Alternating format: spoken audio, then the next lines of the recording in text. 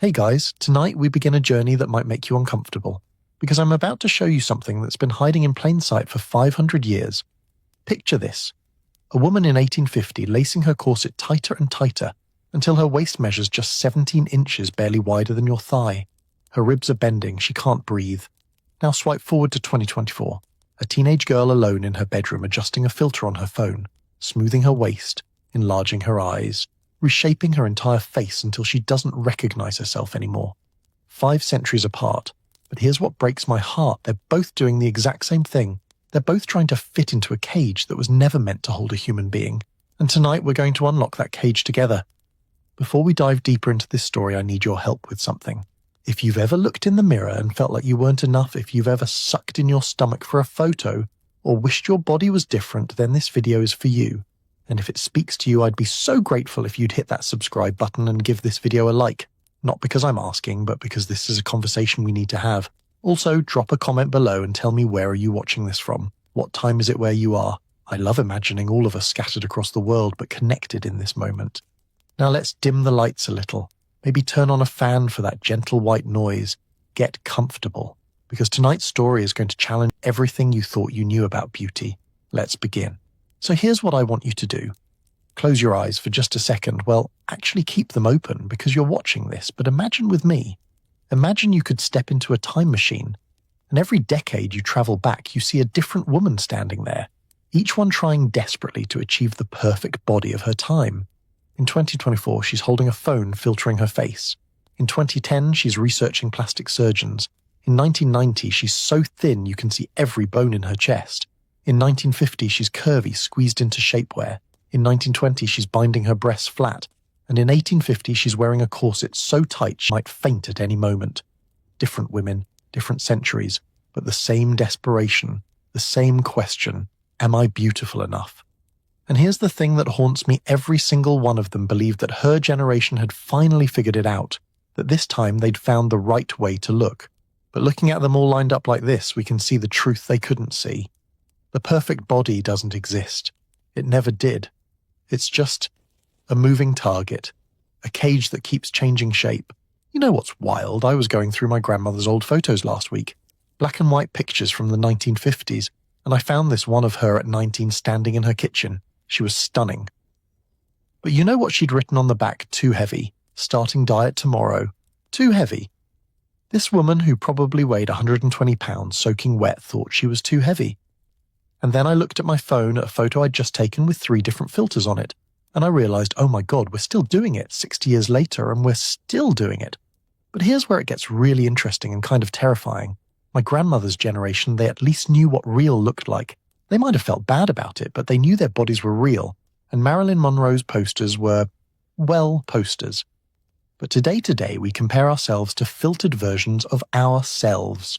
We've created a version of ourselves that doesn't exist, and then we feel bad for not looking like it.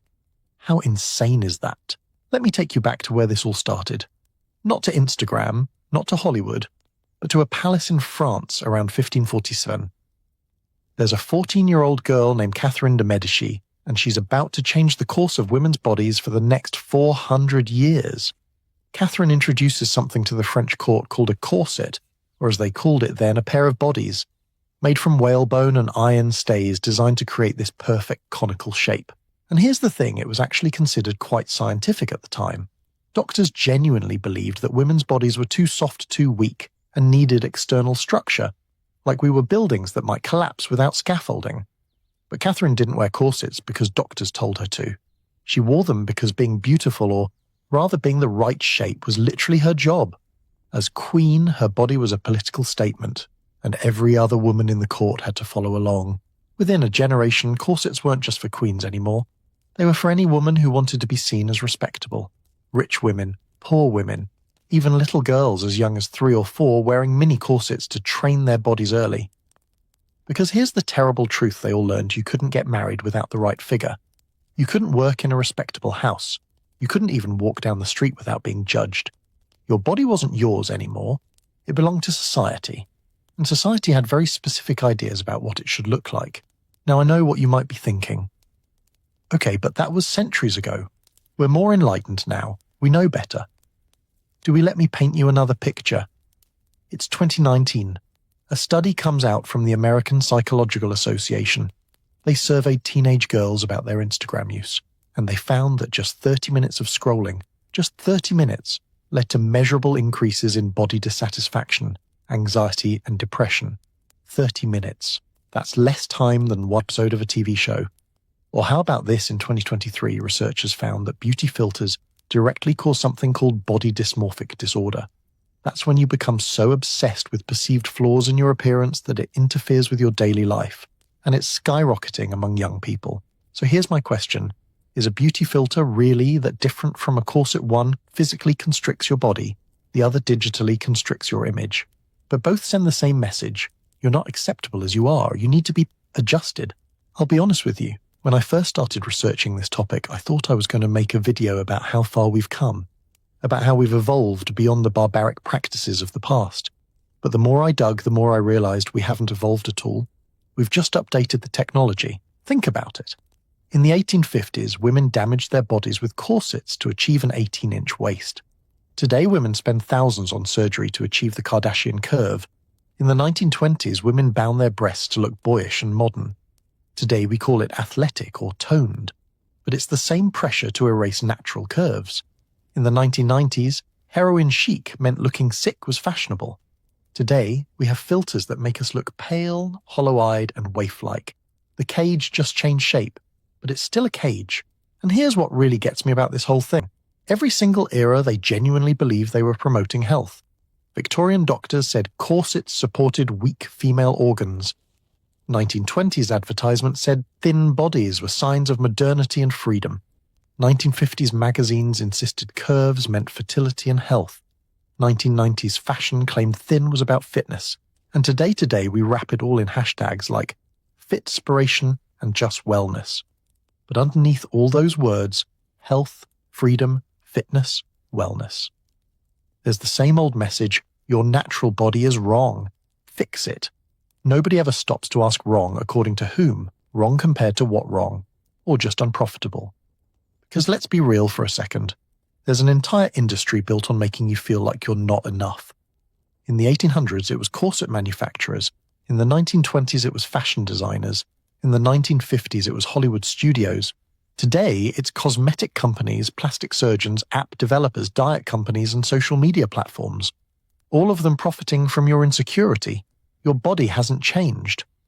But someone figured out they could make money by convincing you it should. So here's where we are. We've traveled back 500 years and we've seen the cage take many forms: whalebone and silk, rubber and metal, cotton and elastic, and now pixels and code. But it's all the same structure, the same prison. And for the next hour and a half, we're going to tear that cage apart piece by piece. We're going to visit each era, meet the women who suffered through it, and understand why they did what they did. Not to judge them, God never to judge them, but to understand them, to see ourselves in them. Because here's the thing, those women weren't vain. They weren't stupid. They weren't weak. They were doing what they had to do to survive in a world that judged their worth by their measurements, just like we are today. But now, right now, we have something they didn't have. We have perspective. We can see the pattern. We can see that every perfect body in history eventually became outdated, ridiculous, even cruel in hindsight, which means the current ideal, it'll be obsolete too. Maybe not today, maybe not tomorrow, but soon.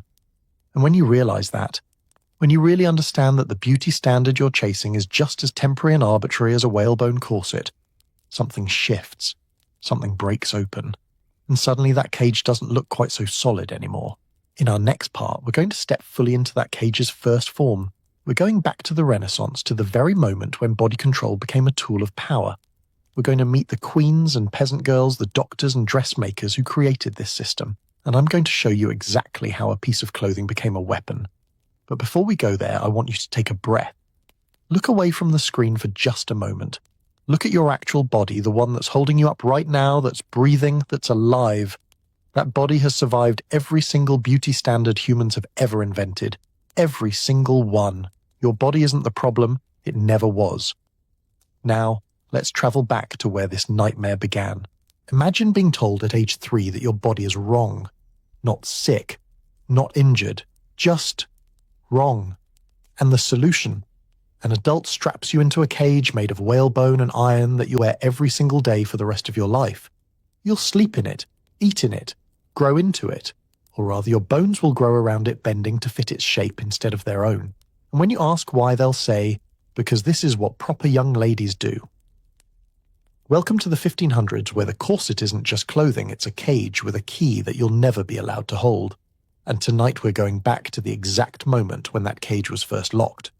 Before we step through that door into history, I need to ask you something. If this story is making you think differently about the way we treat bodies today, if you're starting to see the connections, then please hit that subscribe button and drop a like on this video. It helps more people find these stories, and honestly, we need to have this conversation together.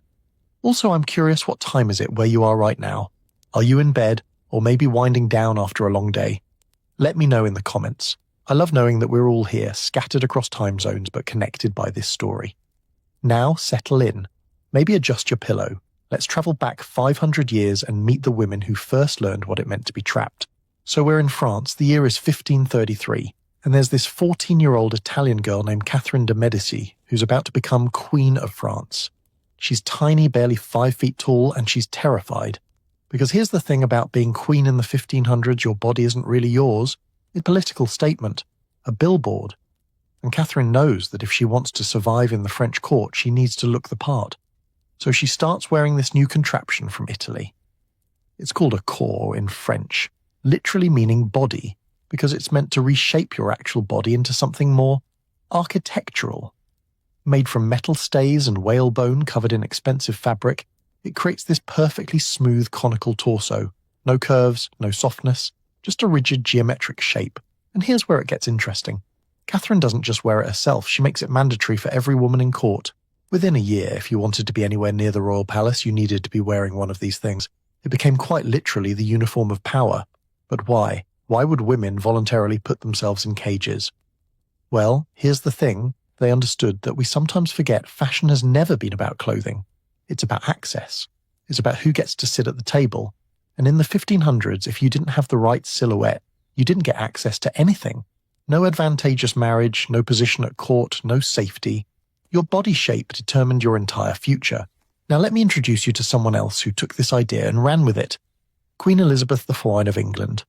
We all know the portraits that white-face those massive ruffs, those incredible gowns. But what you don't see in those paintings is what's underneath. Elizabeth wore corsets reinforced with iron, not whalebone, iron. She had a natural waist of about 27 inches, and she compressed it down to 22 every single day for over 40 years, and she had a reason. See, Elizabeth was a woman ruling in a man's world. She never married, never had children, things that were supposed to define a woman's worth. So her body became her armor. That rigid geometric shape said, I'm not soft, I'm not weak, I'm not a body to be possessed, I'm a monument. But here's the cost. We have records from her attendants describing how she couldn't bend at the waist, how she had to be lifted in and out of chairs, how she suffered from chronic digestive problems. One of her ladies-in-waiting wrote that the Queen couldn't eat a full meal without experiencing great discomfort and distress of the stomach. She was suffocating herself to survive. Let that sink in for a moment. And it wasn't just queens. Within 50 years, corsets had spread through every social class in Europe. Rich women wore them in silk and velvet. Poor women wore them in rougher fabrics. But everyone wore them. Because here's what happened. Society figured out that if you control someone's body, you control their entire life. Think about it practically. If you're wearing a corset, you can't run. You can't bend over to work in fields. You can't fight back. You can't even take a full breath. You become quite literally ornamental, decorative, safe, and the justifications they used. Oh, they're fascinating. Let me share some real medical advice from the 1600s. I found these in actual published texts, and I promise you I'm not making this up. One doctor wrote, "The female form being naturally weak and inclined to corruption requires external support to prevent the wandering womb."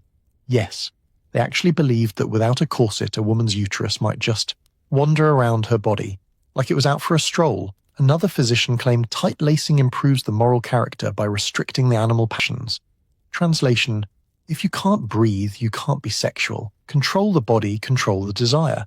And my personal favorite, proper corseting prevents hysteria by compressing the ovaries.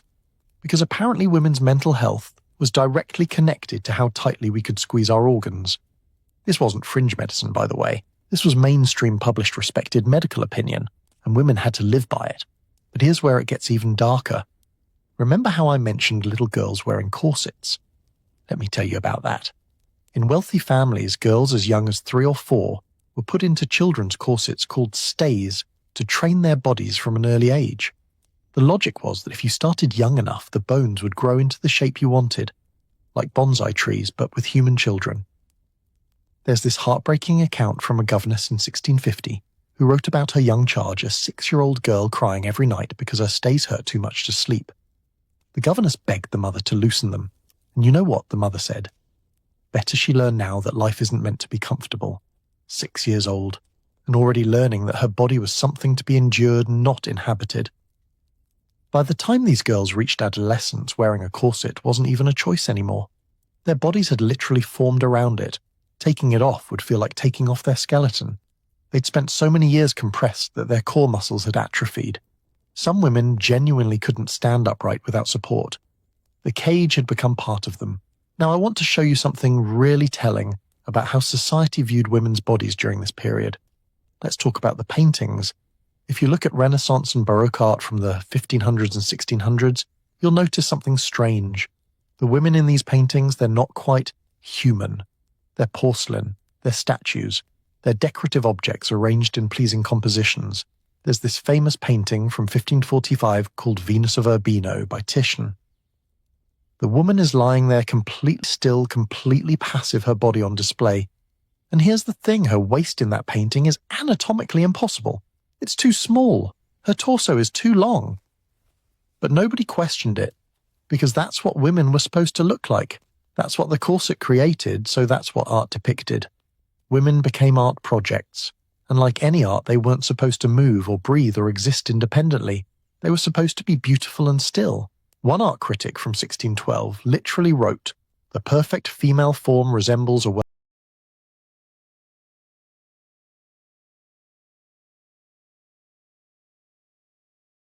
well-turned vase. Thus, an empty container meant to hold flowers for someone else's enjoyment." And you know what's kind of tragically funny? While all this was happening to women, men's fashion was going in the complete opposite direction. Men's clothing in the 1600s was all about movement, practicality, power. Breeches that let you ride horses, doublets you could fight in, boots made for walking. Meanwhile, women were being laced into garments that made walking more than 20 feet exhausting. Why? Because that's what made you valuable. Delicate, refined, unable to escape. It's not subtle when you look at it that way, is it? There's this quote I found from a French philosopher in 1680 that really stuck with me. He wrote, "A woman's virtue can be measured by her waist. The smaller the circumference, the greater her self-control." Self-control, that's what they called it. As if starving yourself and compressing your organs was some kind of moral achievement. As if suffering was virtue. But here's what I keep coming back to. These women weren't stupid. They weren't vain. They were trapped in a system that gave them exactly 2 choices: conform or be destroyed. If you refused to wear a corset in 1600s, Europe, you were labelled loose, immoral, probably a prostitute. You couldn't get work in a respectable household. You couldn't marry into a decent family. You'd be socially exiled. So when we look back and think, how could they do that to themselves? We're asking the wrong question. They didn't do it to themselves. It was done to them by a society that decided women's bodies were public property to be shaped according to men's aesthetics and medical theories. The women who wore these torture devices weren't complicit. They were surviving. And here's the thing that connects all of this back to us right now. That same logic. Beauty equals virtue. Control equals worth. Suffering equals refinement. It didn't die with the corset. It just learned to speak a different language. When we say, "I'm just trying to be healthy," while obsessively counting calories. When we say, "I'm just enhancing my features," while filtering our faces beyond recognition. When we say, "I'm just being disciplined," while punishing our bodies at the gym. We're using different words, but it's the same corset, just made of thoughts instead of whalebone. So we've seen where this started. We've met the queens and the little girls, the doctors and the philosophers who built this system. We've seen how a piece of clothing became a cage and how that cage became so normalized that women couldn't imagine life without it. But this story is about to get worse before it gets better. Because what happened in the 1500s and 1600s, that was just the blueprint. In our next part, we're stepping into the Victorian era, the absolute peak of corset torture. We're going to meet women who compressed their waist down to 17 inches. We're going to see x-rays of what that did to their bodies, and we're going to understand why even when women knew it was killing them, they couldn't stop. So take a breath, a full, deep breath, the kind those women never got to take. And let's continue this journey into the darkest chapter of body-shaming history. There's an x-ray from 1908 that I can't stop thinking about. It shows the rib cage of a woman who wore a corset for 30 years. And I need you to understand her ribs aren't shaped like ribs anymore. They're shaped like an hourglass. The bottom ribs have been pushed down so far they're touching her pelvis. The top ribs have been forced up and out. Her spine curves in an S shape that shouldn't be possible. And here's the thing that breaks my heart when doctors showed her this x-ray and explained the damage. She said, "But I looked beautiful, didn't I?" Welcome to the Victorian era where beauty literally meant deforming your skeleton. And tonight, we're going to understand how an entire generation of women chose slow death over social death. If this story's hitting you in a place you didn't expect, I'd be so grateful if you'd consider subscribing and giving this video a like. These stories matter, and the more people who hear them, the more we can change the conversation. Also, I want to hear from you. Has there ever been a time when you hurt yourself trying to look a certain way? You don't have to share details, just drop her in the comments if you've been there. Sometimes it helps to know we're not alone in this. Now get comfortable. Maybe grab some water, stay hydrated, unlike the Victorian ladies we're about to meet, who thought drinking water made you fat. Let's step into the darkest chapter of body-shaming history. So here's what you need to understand about the Victorian era. This wasn't just about wearing corsets anymore. This had evolved into something much more extreme. It had a name, tight lacing, and it became an obsession that bordered on mania. The goal, a waist measurement of 17 to 19 inches. For context, the average adult woman's natural waist is 27 to 29 inches. So we're talking about compressing your body by 10 inches or more. Imagine wrapping a belt around your waist and pulling it tighter, and tighter, and tighter, until you can't breathe, can't eat, can't sit down. And then wearing that belt 23 hours a day for decades. That's tight lacing. And here's the wild part, it wasn't just personal vanity, it became a competitive sport. Women would compare waist measurements at parties like we compare follow accounts today. There are documented accounts of women at balls literally fainting in competitions to see who could lace the tightest. The winner. Usually whoever passed out first, because that meant she'd committed the hardest. Let me repeat that. Fainting was the goal, because if you fainted, it proved you cared more about beauty than breathing. Now I want to introduce you to Polaire. She was a French actress and singer in the 1890s, and she became internationally famous for having a 16-inch waist. 16 inches. That's about the circumference of my thigh. She performed in cabarets and early silent films, and part of her act was showing off her waist. She'd stand on stage and men would try to wrap their hands around it, and when their fingers touched, the audience would gasp. She was billed as the girl with the wasp waist, like she was a circus attraction, which I guess she kind of was. But here's what they didn't advertise. Polaire could only perform for about 15 minutes at a time, before she had to go backstage to loosen her corset and breathe. She ate one small meal a day because that's all her compressed stomach could hold, and she died at 46 from complications of the digestive system, 16 inches. And she was considered lucky because she was famous for it. But most women weren't famous. Most women were just suffering quietly. And the stories are brutal. There's this diary entry from 1887 I found in a museum archive. A woman named Margaret writes, "Mother tightened my laces this morning until I wept. I begged her to stop, but she said, 'Would you rather be comfortable or married?' When I tried to eat breakfast, I retched. She seemed pleased. Would you rather be comfortable or married, as if those were the only two options? As if a woman's worth came down to how much pain she could endure." And here's where it gets even more disturbing. Tight lacing wasn't just about beauty, it was used as punishment. In some boarding schools for girls, if you misbehaved, they'd tighten your corset an extra inch and make you stand against a wall for hours. Some mothers would force their daughters to sleep in their corsets as punishment for talking back. There are accounts, and I apologize because this is dark, of girls being laced so tight they lost consciousness, and instead of loosening the corset, they'd just lay the girl down and wait for her to wake up. Then they'd continue the lacing. This wasn't beauty culture. This was sanctioned torture, and the medical establishment. Oh, they were having a field day, because finally they could document exactly what tight lacing did to the human body. And let me tell you, the list is horrifying. A study from 1893 documented women who had worn tight corsets for years. The findings included collapsed lungs, fractured ribs, bruised and displaced livers, chronic constipation so severe it required surgery damage to the spine, resulting in permanent curvature. And here's the one that really got them: childbirth complications resulting in death. Obstetricians were seeing women whose pelvises had been crushed inward by years of corseting, making natural childbirth impossible or fatal. One doctor wrote in the British Medical Journal in 1895, "We are systematically deforming an entire generation of women, and they are dying in childbirth because of it." And yet. The corset industry fought back hard. They published pamphlets claiming corsets were actually healthy, that they supported women's weak organs, that women who didn't wear them were prone to wandering organs and hysteria. One corset manufacturer literally advertised his product as the health corset recommended by physicians for ladies of delicate constitution. Delicate constitution. That's what they called women they'd systematically weakened by preventing them from breathing properly for their entire lives. But here's where the story gets really interesting, because not everyone was buying it. The dress reform movement started in the 1850s, and by the 1870s it was gaining serious momentum. These were women and some men who were basically saying, hey, maybe torturing ourselves isn't actually necessary. They designed alternative clothing, looser corsets, rational dress that allowed movement, and they were mocked mercilessly for it. Newspapers called them manly women and hysterics.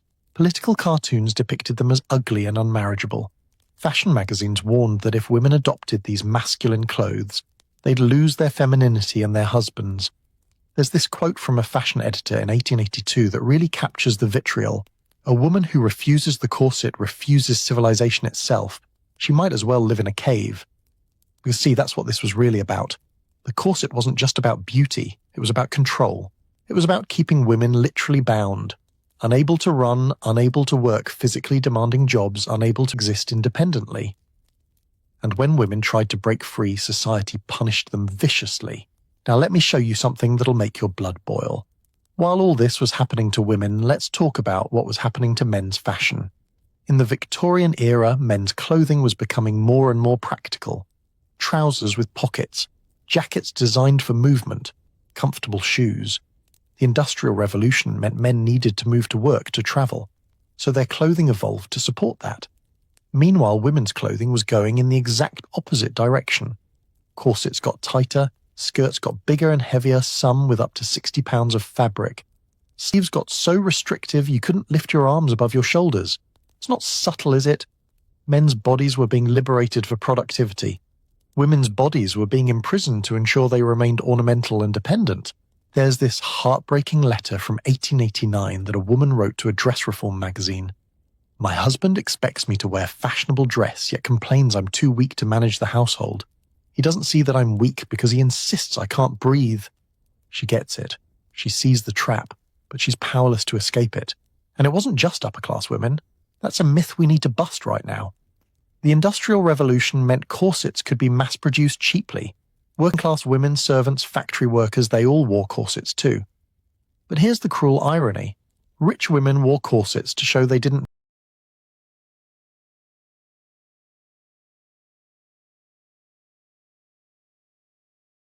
need to work. Working women wore corsets to show they were respectable enough to work in decent establishments. So you'd have a housemaid wearing a corset while scrubbing floors on her hands and knees, barely able to breathe, because if she showed up to work without one, she'd be fired for being improper. I found records from a London textile factory in 1896. Multiple women collapsed at their machines from lack of oxygen. The factory owner's response: he installed fainting chairs, so women could briefly recover and then return to work. He didn't suggest they loosen their corsets. He just accepted that women fainting was a normal part of the workday. That's how normalized this torture had become. Now I want to talk about pregnancy, because this is where Victorian body shaming reveals its absolute cruelest face. Pregnant women were expected to hide their condition for as long as possible. Why? Because visible pregnancy was considered indelicate and indecent. So they made maternity corsets special corsets designed to compress a pregnant belly. Yes, you read that right. They were compressing pregnant women's abdomens. There are medical records from Victorian hospitals documenting premature births, stillbirths, and maternal deaths linked directly to corseting during pregnancy. One doctor's case notes from 1878 describe a woman who wore her corset throughout pregnancy and delivered a baby with a permanently misshapen skull from compression. And when doctors pleaded with women to stop, you know what the women said? But if I don't wear it, people will talk. They'll call me improper. I'll be shunned. They chose their baby's health or their own lives second to social acceptance. And before we judge them, we need to remember being socially shunned in Victorian society could mean losing your home, your income, your entire life. They weren't being vain. They were being rational within an insane system. But here's what really gets me about all of this. There's evidence that Victorian photographers regularly retouched photos to make women's waists look even smaller than they already were. So women were torturing themselves to achieve a standard that was literally impossible because the photos they were comparing themselves to were edited. Sound familiar?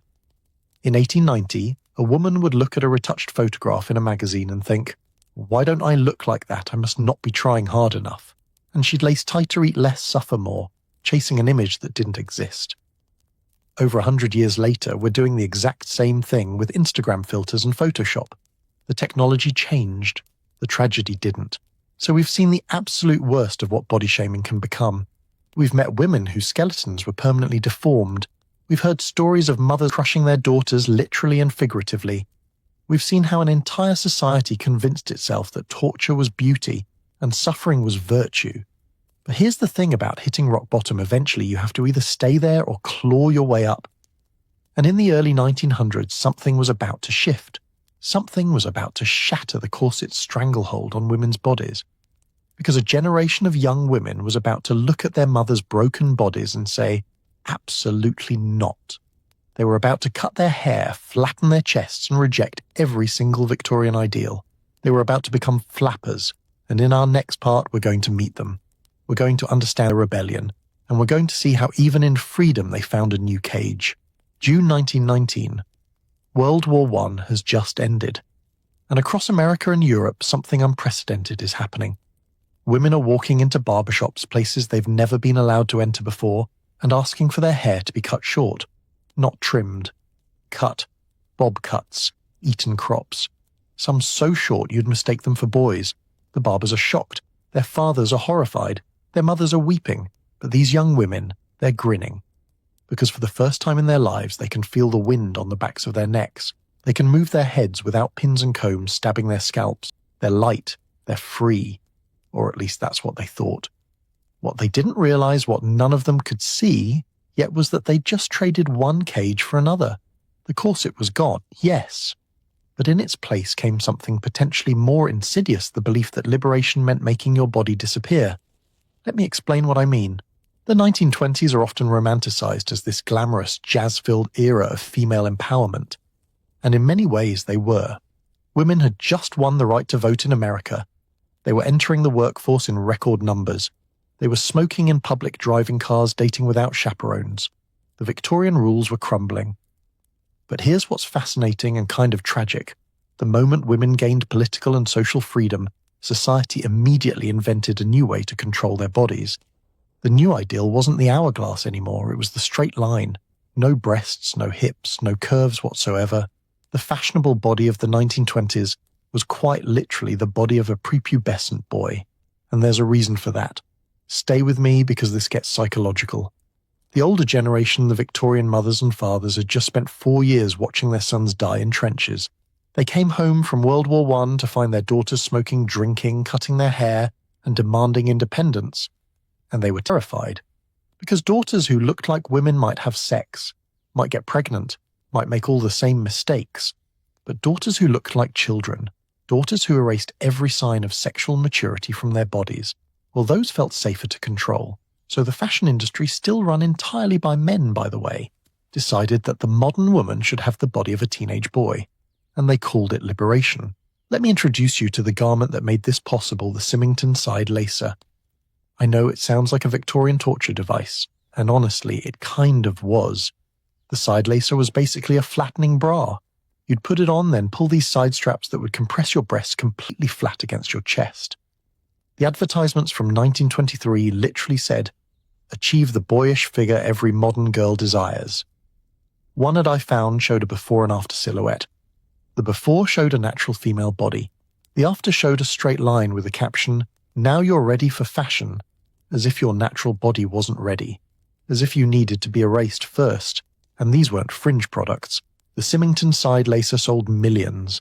There was also the Flatter You brassiere, the Boyish Form binder, and dozens of other brands all competing to help women eliminate their curves. But here's the question nobody was asking. If you just escaped from a corset that crushed your waist, why would you immediately buy a garment that crushed your breasts? If you just fought for the right to breathe, why would you voluntarily stop breathing again? The answer is heartbreaking, because they'd been taught that freedom meant fitting a new mold, just a different one. Now, the icons of this era, let me tell you about them, because their stories reveal so much. There's Clara Bow, the original It Girl. She was the biggest star of the silent film era, famous for her energy, her sexuality, her wild spirit. In 1927, she starred in a movie literally called It, meaning she had that indefinable quality that made everyone want her. But here's what the public didn't know. Clara Bow was naturally curvy. She had breasts and hips that didn't fit the flapper ideal at all. So before every film, costume designers would bind her chest with tight elastic bandages, sometimes so tight that she'd develop bruising.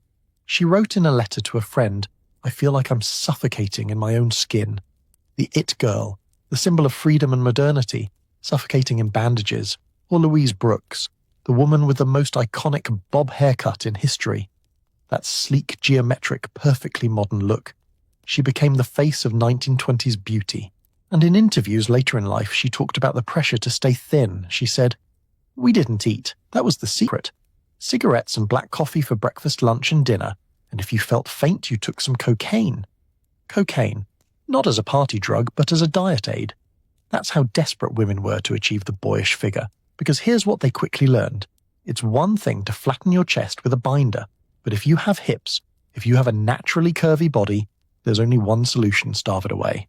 And this is where diet culture as we know it today really begins. Before the 1920s, dieting wasn't really a thing for most women. Food scarcity was a problem, not abundance. You ate what you could afford, and that was that. But in the 1920s, for the first time in history, middle-class women had access to enough food and were being told not to eat it. The first diet books appeared. Diet and Health, with Key to the Calories, by Lulu Hunt Peters, became a bestseller in 1923. It was the first book to popularize calorie counting for weight loss. And the language in it is wild. She literally writes, "You are going to eat calories of food. Instead of saying one slice of bread or a piece of pie, you will say 100 calories of bread, 350 calories of pie." Food stopped being food. It became numbers, math, a game you could win or lose. And the winning weight, according to fashion magazines in 1925, the ideal woman was 5 to 7 and weighed 118 pounds. For reference, that's a BMI of 18, 5, barely above the threshold for being underweight. One magazine article from 1926 advised, "If you want to be modern, your goal should be to look as though you haven't eaten in 3 days. Not healthy, not strong, starving. That was the goal." But you know what I find most interesting? Not every woman went along with this. There's this photograph from 1927 that I love. It shows two office workers standing together. The woman on the right is wearing the fashionable flapper-style flat chest, straight dress, very thin. The woman on the left is clearly wearing just a regular loose dress over her natural curvy body. No binder, no attempt to flatten anything. And you know what? The curvy woman looks completely comfortable. Confident even. She's smiling at the camera while her flapper friend looks like she's trying not to breathe too deeply. This photo reminds me that even at the height of these crazes, there were always women who said, "Nah, I'm good." Women who prioritized their comfort over fashion. And I wish we knew more about them, because they're the ones who are actually free. But here's the sad part, we don't know more about them. Because they weren't the ones being photographed for magazines or cast in movies. They weren't the ones held up as ideals. They were invisible. The only bodies we remember from the 1920s are the ones that fit the standard. Everyone else has been erased from history. Let's talk about class for a minute, because that's important here too. The flapper dress, that straight, simple shift, was actually democratizing in a weird way. Unlike Victorian dresses with their complicated construction and expensive fabrics, a flapper dress was relatively easy to make at home. You could buy a butterick pattern for 25 cents and sew your own. So for the first time, working-class women could wear the same style as wealthy women. On the outside, at least the class differences were less obvious.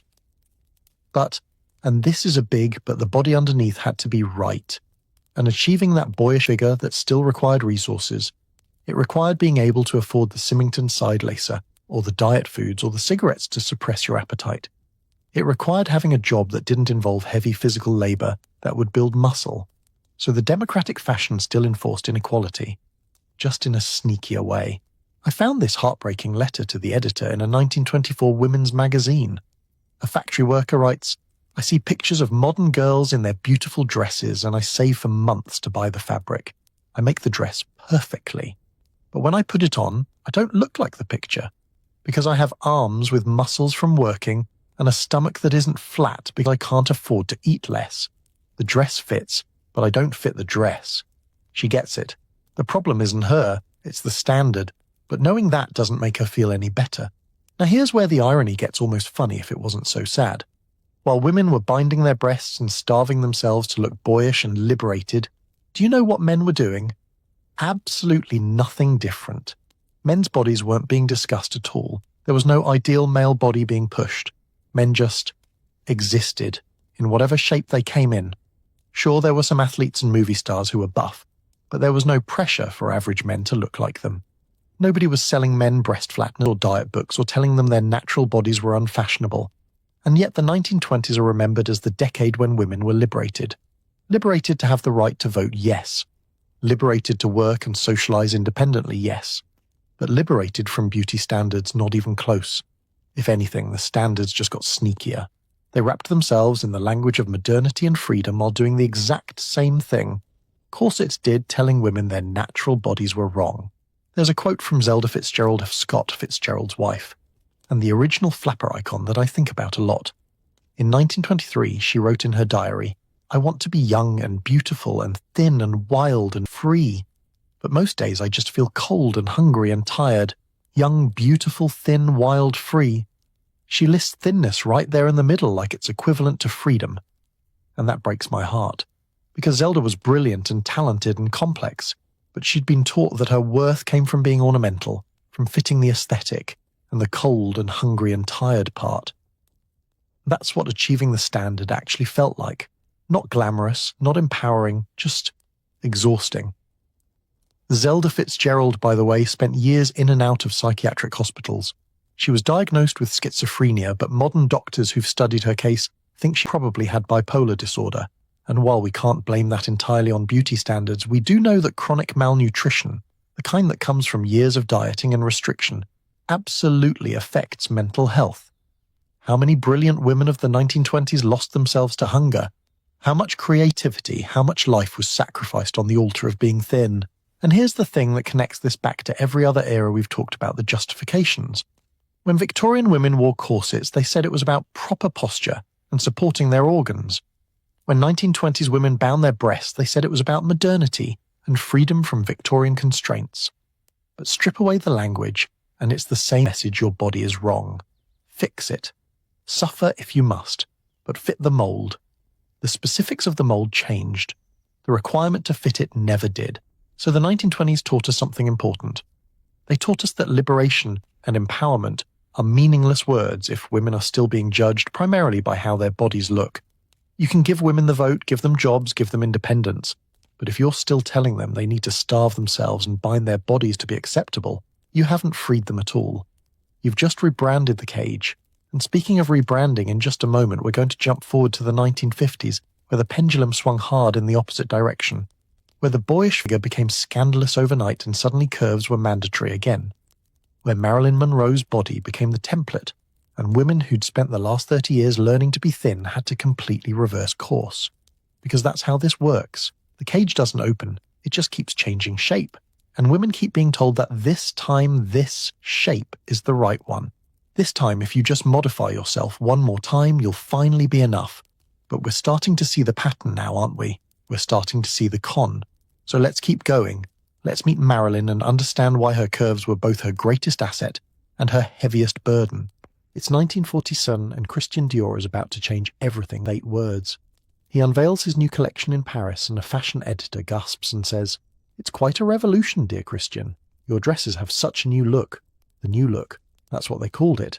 And it was revolutionary, but not in the way you might think. After 2 decades of boyish figures and straight lines, Dior brought back the hourglass. Tight waists, full skirts, emphasized busts, the Victorian silhouette repackaged for the modern age, and within months the entire Western world followed suit. But here's what makes this fascinating. This wasn't a natural evolution of fashion. This was social engineering. And if we look closely at why curves came roaring back in the 1950s, we'll see something that's both brilliant and deeply disturbing about how society uses women's bodies as a political tool. Let me show you what I mean. World War II had just ended. And for 4 years, women had been doing men's work, building planes, welding ships, running factories. They'd worn pants. They'd earned paychecks. They'd proven they could do anything men could do. And the powers that be, they were terrified. Because if women could be soldiers and engineers and breadwinners, what did that mean for the traditional family structure? What did that mean for men's role in society? So the response was swift and deliberate. The government, the media, the fashion industry, they all collaborated on a campaign to push women back into the home. And they did it by redefining what a real woman looked like. Suddenly the thin boyish flapper was ridiculed as masculine and unhealthy. Magazine articles proclaimed that men wanted real women with feminine curves. Advertisements showed happy families with mothers who had tiny waists and full bosoms, standing in kitchens in heels and pearls. The message was clear: if you want to be desirable, if you want to get married, if you want to be a real woman, you need curves. And not just any curves. Specific controlled engineered curves. This is where Marilyn Monroe enters the story. But not the Marilyn you think you know. Everyone knows Marilyn's measurements right. They've been repeated so many times they're practically mythology. 36, 24, 34. The perfect hourglass. But let me tell you some things about Marilyn that don't usually get mentioned. First, those measurements. They changed throughout her career depending on who was measuring and when. Some studios reported 35 or 22, 35. Some said 37, 23, 36. The numbers were adjusted to fit whatever narrative they wanted to sell. Even Marilyn's body was being edited before Photoshop existed. Second, Marilyn worked her ass off literally to maintain that figure. She lifted weights. In 1952, she told Pageant magazine about her exercise routine. Every morning, 15 minutes with 5-pound dumbbells doing lifts and presses. This was unusual for women at the time who were told exercise would make them bulky and masculine.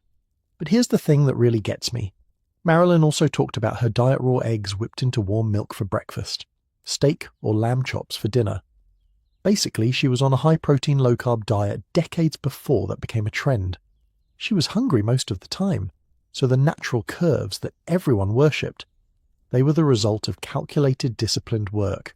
There was nothing effortless about them, and Marilyn knew it. In private letters to friends, she wrote about the pressure, about feeling like a piece of meat, about being exhausted from maintaining the illusion. But to the public, she was just naturally, effortlessly perfect. And millions of women compared themselves to her and felt inadequate. Now let me introduce you to the infrastructure that made the 1950s hourglass possible. Because trust me, it wasn't natural. First, the bullet bra. Oh my God, the bullet bra. These things were architectural marvels, and by marvels I mean nightmares. They had circular stitching and stiff fabric that forced breasts into these cone shapes, like missiles, like weapons. The most popular brand was called Perma-Lift, and their slogan was "the lift that never lets you down." One ad from 1954 showed a cross-section diagram of the bra's construction. It had more engineering than some bridges. Women wore these things every single day. They were uncomfortable, they were restrictive, but they created the perfect breast shape that was fashionable. Because natural breasts, those weren't good enough. Then there were girdles. The 1950s girdle was basically a corset's granddaughter, made of thick elastic and rubber, designed to compress your entire midsection from ribs to thighs. Some had boning, some had multiple panels of control, and they were tight. I found a diary entry from a woman named Betty in 1956. She wrote, "Tried on my new girdle this morning, had to lie on the bed to zip it, couldn't sit down for 3 hours. By evening, had deep red marks on my hips and couldn't feel my legs. Fashion is pain. Fashion is pain. In 4 words, she summed up the entire era. But here's where it gets even more complicated. While women like Marilyn were being pressured to maintain their curves, women who were naturally thin were being told they were unfeminine and unattractive. There were advertisements, and I swear I'm not making this up, for weight gain products for women. One ad from 1953 showed a thin woman looking sad while a curvy woman got male attention. The headline, "Don't be a bag of bones, men love curves."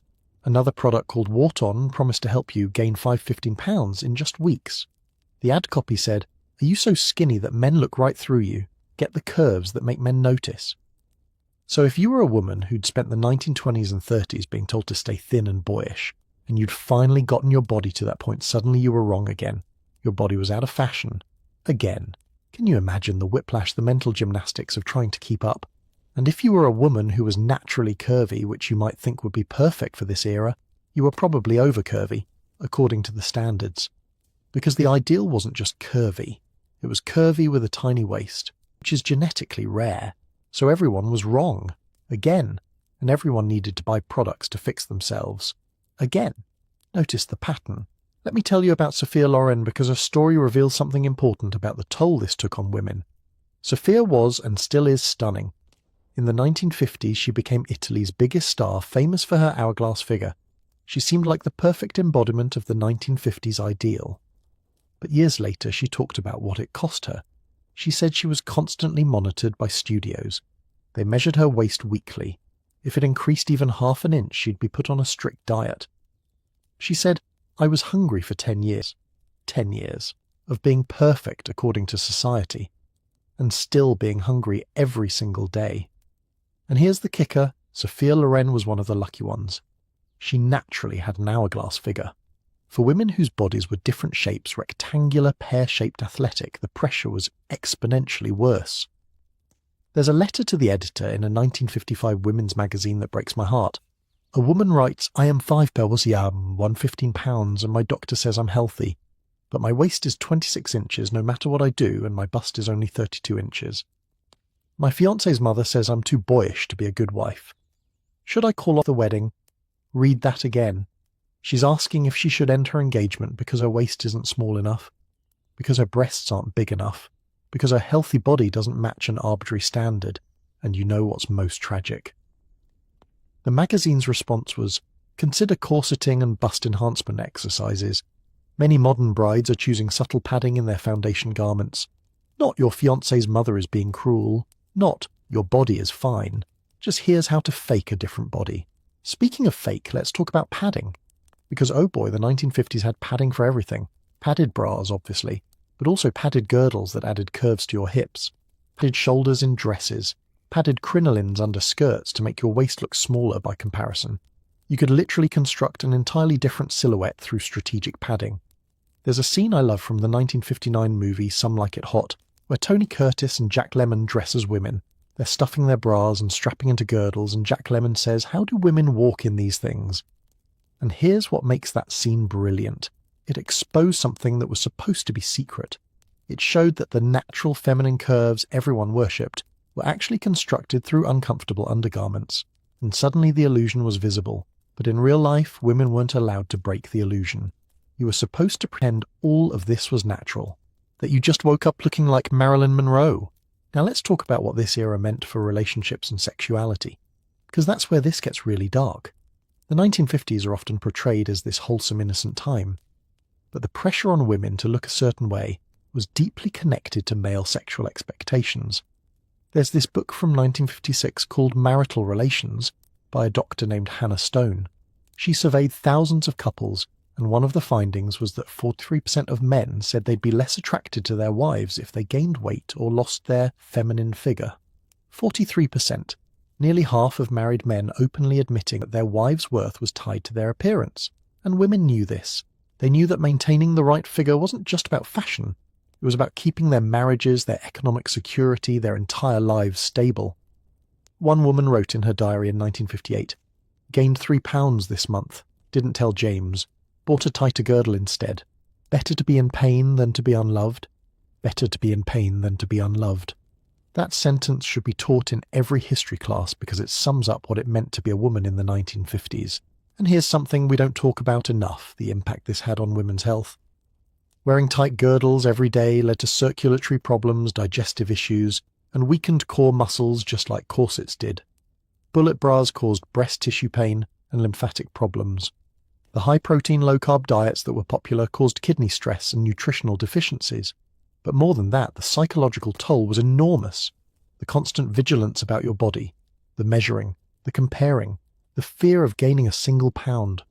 A 1959 study by the American Psychological Association found that women reported higher rates of anxiety and depression than at any previous time they'd measured. And when they asked women what they were anxious about, the number one answer wasn't war or politics or money. It was their bodies. Their bodies were their greatest source of anxiety. In the middle of one of the most prosperous decades in American history, women were most worried about whether their waists were small enough. Let that sink in for a moment. But you know what I find most infuriating about the 1950s, the narrative around it? Even today, people look back at that era with nostalgia.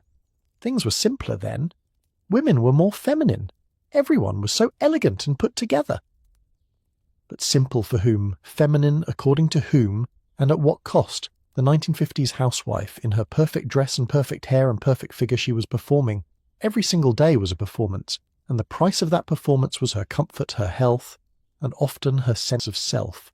Marilyn Monroe, the ultimate symbol of 1950s femininity, died at 36 from an apparent overdose. Whether it was intentional or accidental, we'll never know. But what we do know is that she spent her entire adult life being objectified, being reduced to her body, being told she was perfect, while never feeling good enough, and we remember her as lucky, as someone who had it all. That should tell you everything about how we misunderstand this era. So the 1950s taught us that natural is a lie. The curves that were worshipped weren't natural, they were engineered through girdles and bras and diets and constant vigilance. The effortless beauty was anything but effortless, and more importantly, the 1950s showed us how beauty standards are used as a political tool. When society wanted women out of the workforce and back in the kitchen, suddenly the ideal woman had a body that required so much maintenance that she couldn't possibly have time for a career. It's not subtle when you see it spelled out like that, is it? But just when women in the 1950s thought they'd figured out what was expected of them, just when they'd bought all the girdles and the bullet bras and accepted that this was their life, everything was about to change again. Because the 1960s were coming. And with them a British teenager with stick-thin legs and a boyish frame who would become the most famous model in the world, a girl named Twiggy, and women who'd just spent years gaining weight and embracing curves they were about to be told to reverse course. Again. So let's fast forward now to the swinging 60s, where youth culture exploded and the ideal body became once again as thin and straight as possible, where miniskirts and mod fashion required legs that went on forever and bodies that barely existed. Let's meet the generation that rejected their mother's curves and chose childhood instead. September 1966. A 16-year-old girl from North London walks into a hair salon and asks for her hair to be cut into a geometric bob. Her name is Leslie Hornby, but the world will soon know her as Twiggy. She weighs 91 pounds. She's 5'6". And within 6 months she'll be on the cover of every major magazine in the world, declared the face of 1966. Here's what's wild: she didn't audition. She didn't train.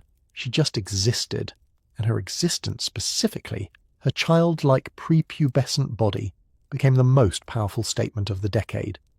But why? Why did an entire generation suddenly decide that looking like a teenager was the ultimate goal? And more importantly, what were they rebelling against? The answer is more complex and more tragic than you might think. To understand the 1960s, you have to understand what was happening in the world. Vietnam War, civil rights movement, counterculture explosion. Young people were watching their friends die in a war they didn't believe in. They were watching their parents' generation, the responsible adults, make decisions that felt insane. And they thought, if that's what adulthood looks like, we want nothing to do with it. This wasn't just about fashion. This was about rejecting everything their parents represented. And their parents' bodies, those 1950s hourglass figures, became symbols of everything wrong with the older generation. Curves meant conformity. Curves meant motherhood. Curves meant settling down in the suburbs and living the life your parents wanted for you. So the young women of the 1960s looked at their mothers' bodies and said, absolutely not. We're going in the opposite direction. We're going to stay young forever. And staying young meant staying thin, staying straight, staying small. Twiggy became the embodiment of this rebellion. But let me tell you some things about Twiggy that make this story more complicated than the mythology suggests. First, her measurements 31, 22, 32. At 5'6" and 91 pounds, that's a BMI of 14.7. For context, a BMI under 18.5 is considered underweight. Under 16 is severely underweight. Twiggy was at 14.7. But here's what's interesting, Twiggy herself didn't choose this. In interviews later in life, she talked about how uncomfortable she was with the attention. She said, "I was just a skinny kid from London. I didn't understand why everyone was obsessed with how thin I was." She also revealed that she didn't diet to maintain her weight. She was just naturally that thin as a teenager. Her metabolism, her genetics, that was her natural body at that age. But what happened when her natural teenage metabolism slowed down, when she grew into her 20s and her body naturally wanted to add weight? She felt like a failure. She talked about the pressure to stay 91 pounds forever, even as her body matured. She said, "I felt like I was betraying everyone by growing up." Betraying everyone by growing up. That's the 1960s in one sentence. The fashion that went along with this body ideal was revolutionary in its own way. Mary Quant invented the miniskirt in 1964, and it changed everything. For the first time in centuries, women's legs were fully visible, not just ankles, legs. The miniskirt could be 6, 7, 8 inches above the knee. Some were practically shorts, and this required a specific body. Long, thin legs, no visible cellulite, no muscle definition, just smooth, endless, childlike legs. I found an article from Vogue in 1967 that gave advice on how to wear the mini. It said, "The miniskirt is not for everyone. It requires the legs of a dancer and the courage of a revolutionary." But then the article went on to describe what dancer legs meant: thin thighs with a gap, no visible muscle knees that don't touch. In other words, legs that don't actually exist on most adult women. And if you didn't have those legs, there were solutions. Thick tights to smooth everything out. Standing poses that created the illusion of a thigh gap. And of course, diet pills. Oh, the diet pills of the 1960s. Let's talk about those. The 1960s saw the explosion of pharmaceutical weight loss pills. And when I say explosion, I mean it was a multi-million-dollar industry practically overnight. The most popular were amphetamines literally speed-marketed as diet aids. Dexedrine, Benzedrine, Dexamel. These were prescribed by doctors, advertised in women's magazines, and sold at corner drugstores. One ad from 1965 showed a smiling woman in a mini skirt with the headline, "Ask your doctor about Dexamel for the figure you've always wanted." The fine print mentioned it was a mild stimulant to suppress appetite. Mild stimulant. It was speed. It was amphetamines. And millions of women were taking it daily to stay thin enough for the miniskirt. The side effects: anxiety, insomnia, heart palpitations, addiction. But hey, at least you fit into the fashion, right? There's a heartbreaking memoir from a woman named Patricia, who was a college student in 1968. She wrote, "All my dorm mates were taking diet pills. We called them study aids because they kept you awake and killed your appetite. I took them for 3 years. By graduation I weighed 98 pounds and my hands shook constantly. But I looked great in a miniskirt. Looked great, while literally poisoning herself." But here's where the 1960s get really interesting from a cultural standpoint. This wasn't just about fashion, it was about the birth control pill. The pill was approved by the FDA in 1960, and for the first time in human history, women had reliable control over their reproduction. This changed everything. Suddenly women could have sex without the fear of pregnancy. They could delay marriage. They could focus on careers. They could be sexual beings without becoming mothers. And what does a sexual but not maternal woman look like? Well, according to the 1960s, she looks like a teenager. Thin, flat-chested, endless legs, childlike face. Do you see what's happening here? The moment women gained reproductive freedom, the beauty ideal became prepubescent. The moment women could be sexual without consequences, the ideal body became one that doesn't look capable of reproduction. Is that a coincidence, or is that society's way of saying, okay, you can have sexual freedom, but only if you don't look threatening? Only if you stay small. Only if you stay safe. Think about that for a moment. Let me introduce you to Jean Shrimpton, another iconic model of the 1960s. She was called the Shrimp, which should tell you something right there. Jean was Twiggy's predecessor, slightly taller at 5'9", but still incredibly thin. She became famous for wearing a mini dress to a horse racing event in 1965 in Australia. The dress was 4 inches above her knee, and she wasn't wearing stockings or gloves. The scandal was international. The event organisers called her indecent. Newspapers ran headlines like, "British model shocks Melbourne." The Catholic Church issued a statement condemning her outfit. But here's what makes this fascinating. Jean Shrimpton was showing her legs. Just her legs. Not her breasts or her stomach or anything else. Just her legs. And yet the reaction was as if she'd appeared naked. Because for centuries women's legs had been hidden. They were considered intensely sexual. And suddenly they were everywhere. But the legs that were acceptable to show, they had to be thin. They had to be long. They had to look young. Jean talked about this years later. She said, "We were told we were liberating fashion, but really we were just creating a new prison. Instead of being trapped in girdles, we were trapped by the requirement to stay eternally youthful. Trapped by youth." What a perfect description. Now let's talk about what this meant for women who couldn't or wouldn't fit the mould. If you were a woman in your 30s or 40s in the 1960s, you were suddenly obsolete. The entire fashion industry, the entire cultural conversation was focused on youth. If you weren't under 25, you were invisible. There's a quote from a fashion editor in 1967 that's pretty brutal. She wrote, "Fashion is no longer made by the elite. It's made by teenagers in the street. And if you're not young enough to understand it, you're too old to matter." Too old to matter. Imagine reading that if you were 35. And it wasn't just about age. If you were a woman with curves, natural adult curves, you were square. That was the insult of the era. Square meant old-fashioned, boring, conventional. One woman wrote to a magazine advice column in 1969, "I'm 24 years old with a 36-26-36 figure. 10 years ago I would have been considered ideal. Now I'm told I look matronly." How did having breasts become unattractive? How did having breasts become unattractive? That's the question, isn't it? The answer: when youth became the ultimate currency, adult bodies became liabilities. But you know what I find most disturbing about the 1960s ideal? It wasn't just that thin was in, it was that childlike was in. Models were made up to look even younger than they were. False eyelashes were applied to make eyes look bigger like a child's. Makeup was pale and soft like a child's. Hair was cut in geometric bobs like a child's. There's a photographer from the era named David Bailey who shot many of these iconic images. He said in an interview decades later, "We were fetishizing youth to an uncomfortable degree. Looking back at those photos, some of those girls looked 12, and we were selling them as sex symbols." 12. Sex symbols.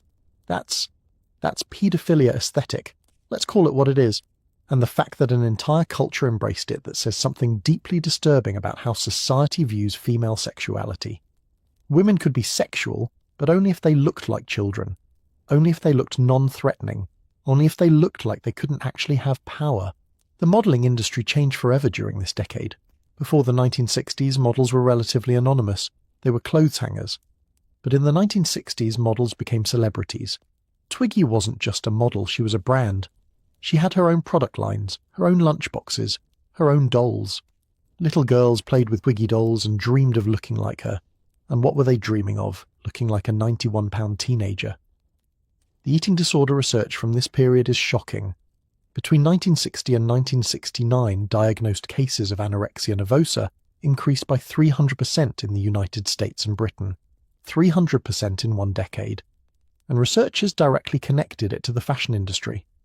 One study from 1968 surveyed teenage girls and found that 78% said they wanted to look like Twiggy. When asked why, the most common answer was, because thin means modern. Thin means modern. Thin means relevant. Thin means young. Thin means acceptable. But here's something that doesn't get talked about enough. Not everyone was playing along. There was a whole counterculture movement, the hippies, who were rejecting mainstream beauty standards altogether. They were growing their hair long and wild. They were wearing loose-flowing clothes. They were embracing natural bodies. But even in that movement, thinness was still prized. Have you ever seen photos of hippie women from the 1960s? They're almost all thin. The rejection of beauty standards was never actually a rejection of the thin ideal. It's like the culture couldn't imagine female beauty outside of thinness. Even in rebellion, that one standard stayed constant. There's a quote from Janis Joplin, the ultimate hippie rock star, that breaks my heart. She said, "I can be as wild and free as I want on stage, but backstage I still won't eat because I know I'm too fat to be loved." Janis Joplin, one of the most talented musicians of the generation, still starving herself because she thought she was too fat. She weighed 120 pounds. At 5'6", that's a perfectly healthy weight, but she thought she was too fat. That's the 1960s. Even the rebels couldn't escape the cage. So what did the 1960s teach us? They taught us that rebellion can be commodified. That youth culture, which started as a genuine rejection of the older generation, was quickly turned into a marketing tool. They taught us that you can wrap oppression in the language of liberation. The miniskirt was sold as freedom, but it came with strict requirements about what your legs should look like. They taught us that when women gain power in one area, like reproductive rights society, we'll find new ways to control them in another area, like making the beauty ideal impossible to maintain past age 25. And most importantly, the 1960s taught us that youth worship is dangerous, because youth doesn't last. And if your entire worth is tied to looking young, what happens when you inevitably age? You become invisible, or you fight aging with increasingly desperate measures, which is exactly what was about to happen in the next era. Because the 1970s and 80s were coming, and with them the supermodel era, the Amazons, Cindy Crawford, Elle Macpherson, Claudia Schiffer, women who were tall, toned, athletic and powerful looking. It seemed like a correction, like maybe we were moving toward a healthier ideal. Women who looked strong instead of childlike. Women who looked like women instead of girls. But as we're about to see, strong is just another cage, because the definition of strong was very specific, and achieving it required just as much suffering as any previous ideal. So let's step into the era of the supermodel and understand how fitness became the new corset. Picture this. It's 1982 and Jane Fonda appears on your television screen wearing a hot pink leotard, leg warmers and a headband. She's smiling, no, she's grinning while doing her 100th squat. And she says breathlessly, "Feel the burn, no pain, no gain." And millions of women across America think, yes, this is it. This is what liberation looks like. But is it? Because here's what nobody mentioned in those workout videos. Jane Fonda was battling bulimia for most of the decade. She was throwing up after meals, taking laxatives, exercising until her body broke down, and she was selling health. Welcome to the 1970s and 80s, where the cage didn't disappear, it just learned to speak the language of empowerment, where suffering was rebranded as fitness, where control was renamed wellness, and where women were told that if they just worked hard enough, punished their bodies enough, they could finally be free. Spoiler alert, they couldn't. The supermodel era seemed like progress. After decades of waif-like models who looked like they might blow away in a strong wind, suddenly we had these Amazonian women. Cindy Crawford at 5'9", Elle Macpherson at 6 feet, Claudia Schiffer at 5'11". They were tall, they were tanned, they looked powerful, and the messaging around them was different too. These weren't fragile creatures who needed protecting. These were strong women, athletic, healthy, finally right. Finally a body ideal that wasn't about making yourself smaller or weaker. Well, not exactly, because let me tell you about the reality behind that healthy athletic body. Let me tell you what it actually took to look like a supermodel in 1985. First, the measurements. Cindy Crawford's famous stats were 34, 26, 35. At 5'9" and 135 pounds, Elle Macpherson was nicknamed the Body, and her measurements were 36, 24, 35. At 6 feet, she weighed about 130 pounds. Do the math on that for a second. 6 feet tall and 130 pounds. That's a BMI of 17.6, which is underweight. But because they had muscle tone, because they had tan, because they smiled confidently in photos, they looked healthy. They didn't look sick like the heroin chic models would in the 1990s. They looked strong, except they weren't. Not really. There's an interview from 1989 where Elle Macpherson talks about her diet during her modelling peak. She said she ate clean, which meant basically chicken breast and steamed vegetables. No carbs, no sugar, no fat. And she worked out 2 hours a day, 6 days a week. 2 hours. Every single day. On top of modelling work. On top of everything else. That's not health. That's a full-time job. But here's what made the 1980s different from every previous era. This was the first time that the beauty standard was wrapped in the language of feminism. Second-wave feminism had just fought for women's rights to work, to have credit cards in their own names, to control their own reproduction. Women were entering corporate America in unprecedented numbers. They were becoming doctors, lawyers, executives. And the beauty industry looked at this and thought, how do we sell to these new, powerful women? The answer: tell them that taking care of their appearance isn't vanity, it's self-care. Tell them that being thin isn't about pleasing men, it's about being your best self. Tell them that exercising for hours isn't punishment, it's empowerment. Same cage, new marketing. There's a quote from Naomi Wolf's book, The Beauty Myth, published in 1991, that nails this. She wrote, "As women got more powerful in the workplace, the beauty standard became more stringent. It's not a coincidence. When women couldn't be controlled politically or economically anymore, they were controlled aesthetically. Controlled aesthetically." Read that again. Let me tell you about the fitness craze, because this is where things get really interesting and really dark. Jane Fonda's workout video came out in 1982, and it became the best-selling VHS tape of all time up to that point. Over 17 million copies. Women were doing these workouts in their living rooms every single day. And on the surface, this seems positive, right? Exercise is good, movement is healthy, but let's look at what those workouts actually were. High-impact aerobics, an hour or more of jumping, kicking, squatting, every single day without rest days, without consideration for different body types or fitness levels. The motto was literally no pain, no gain. Orthopedic surgeons started seeing a wave of injuries, stress fractures, torn ligaments, knee damage. They even coined a term for it, aerobics injuries. And when women got injured, the message wasn't take a break and heal. It was, you're not working hard enough, push through the pain. One woman wrote to a fitness magazine in 1985, "I've been doing aerobics for 3 years. My knees hurt constantly.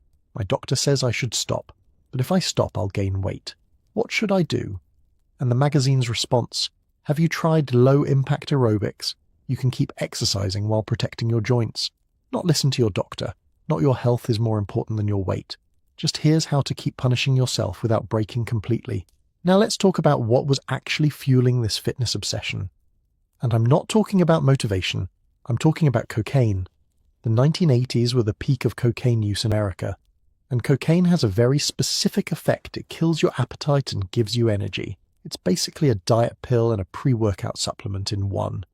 There's a reason the supermodels of this era were famous for partying. Studio 54, Club Kids, the whole scene. They weren't just partying for fun, though I'm sure that was part of it. They were using cocaine to maintain their bodies. Naomi Campbell later admitted in interviews that cocaine was everywhere in the modelling world during the 1980s. She said, everyone was doing it. It was just part of the job. You needed the energy for 14-hour shoots and you needed to stay thin. Just part of the job. Cocaine was just part of the job. It wasn't just models. Regular women executives, mothers, college students were using cocaine to lose weight and keep it off. There are statistics from the National Institute on Drug Abuse showing that cocaine use among women aged 25-35 increased by 400% between 1975 and 1985. 400%. And nobody was connecting it to the pressure to look like Elle Macpherson. But you know what's even more insidious? The healthy eating movement that started in this era? Before the 1980s, diets were openly called diets. They were temporary things you did to lose weight. But in the 1980s, the language shifted. It became lifestyle changes. Clean eating. Wellness. And that made it so much harder to recognize disordered eating. If a woman in the 1960s ate only lettuce and black coffee, people would say, "That's not healthy, you're starving yourself." But if a woman in the 1985 ate only organic vegetables and lean protein and called it clean eating, that was celebrated. That was discipline. That was taking care of herself. Same behavior, different words. There's a study from 1988 that surveyed college-aged women. They found that 91% had dieted in the past year. But when asked if they had eating disorders, only 3% said yes. The other 88% thought they were just being healthy. That's the genius of 1980s diet culture. It made restriction sound like wellness. It made obsession sound like self-care. Let me introduce you to someone who embodies both the promise and the trap of this era, Cher. Cher in the 1980s was incredible. She had this amazing body, muscular, strong, powerful.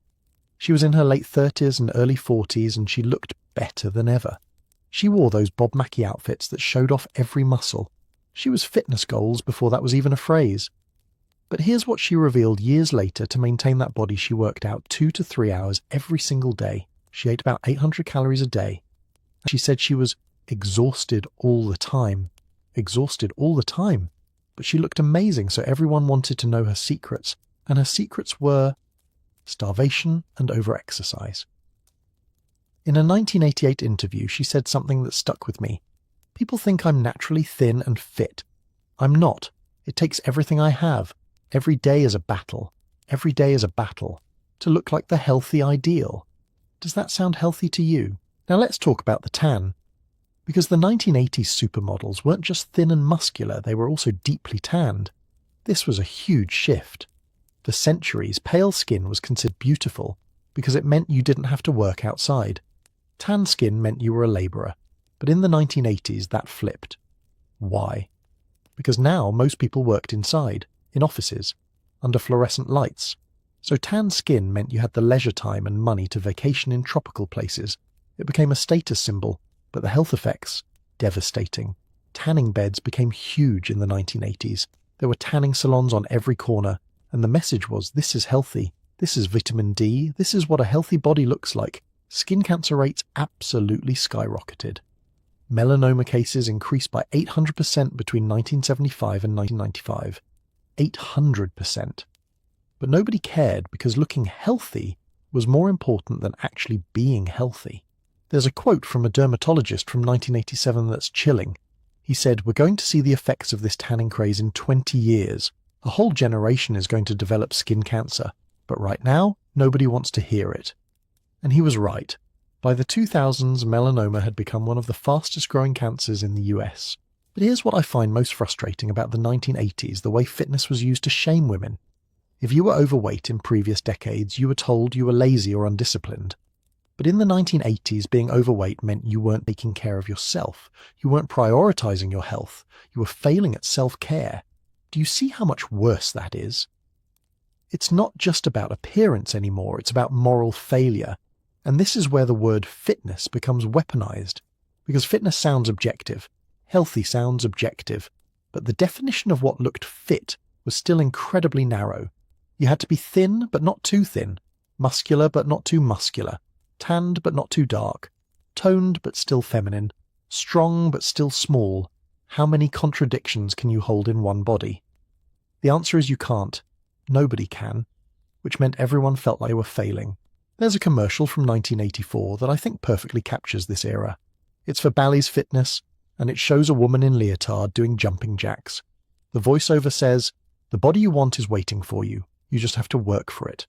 The body you want is waiting for you, as if your real body is this other body, as if your actual body, the one you're living in right now, is just a placeholder until you earn the right one through sufficient suffering. And millions of women internalized that message. They learned that their current body was unacceptable, that they needed to transform it through constant work, that rest was weakness, that hunger was discipline, that pain was progress. Same messages as the corset, same messages as the flapper era, same messages as the 1950s, just wrapped in spandex and positive affirmations. So what did the 1980s teach us? They taught us that oppression can wear a sports bra and call itself empowerment. They taught us that health is a word that can be twisted to mean anything, that you can sell self-destruction as self-care if you use the right language. They taught us that adding the word fitness to body shame doesn't make it any less harmful. It just makes it harder to recognize.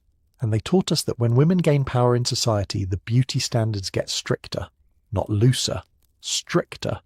Because if you can't control women politically, you'll control them aesthetically. But the 1980s were about to give way to something even darker.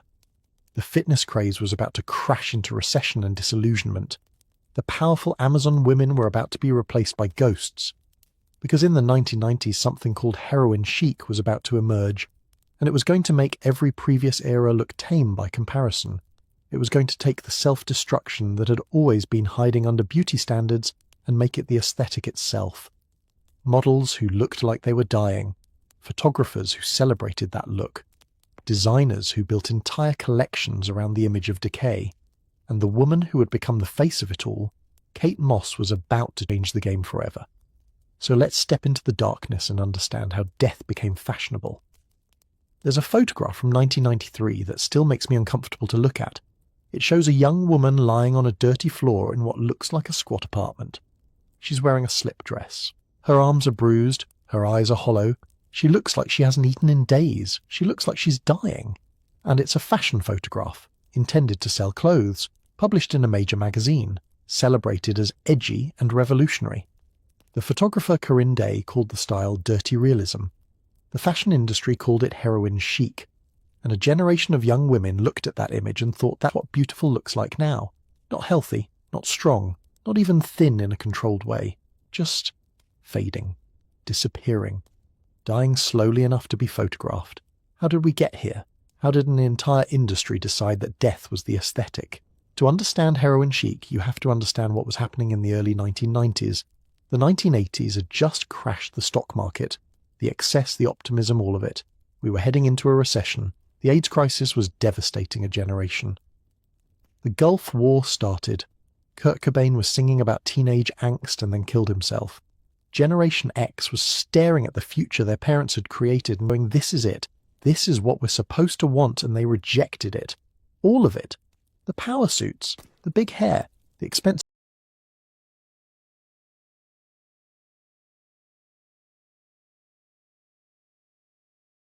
gym memberships, the illusion of control. They wanted authenticity. They wanted raw.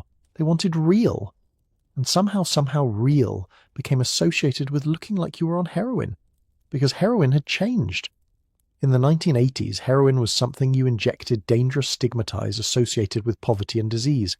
But in the 1990s, heroin became purer and cheaper. You could snort it. You could smoke it. And suddenly it moved from the streets into the clubs. The same clubs where models and photographers and fashion people partied. Let me tell you about Gia Karangi because she's where this story really begins, even though most people don't know her name. Gia was a supermodel in the late 1970s and early 1980s. She was stunning, she was successful, she was also addicted to heroin, and in 1986 she died of AIDS at 26 years old. She was one of the first famous women in America to die of AIDS. But before she died, she was photographed. And those photographs of a beautiful woman who was clearly deteriorating, who had track marks on her arms, who looked hollow and haunted, they circulated in the fashion world.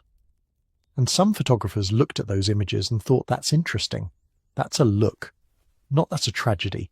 Not that's a woman dying. But that's a look.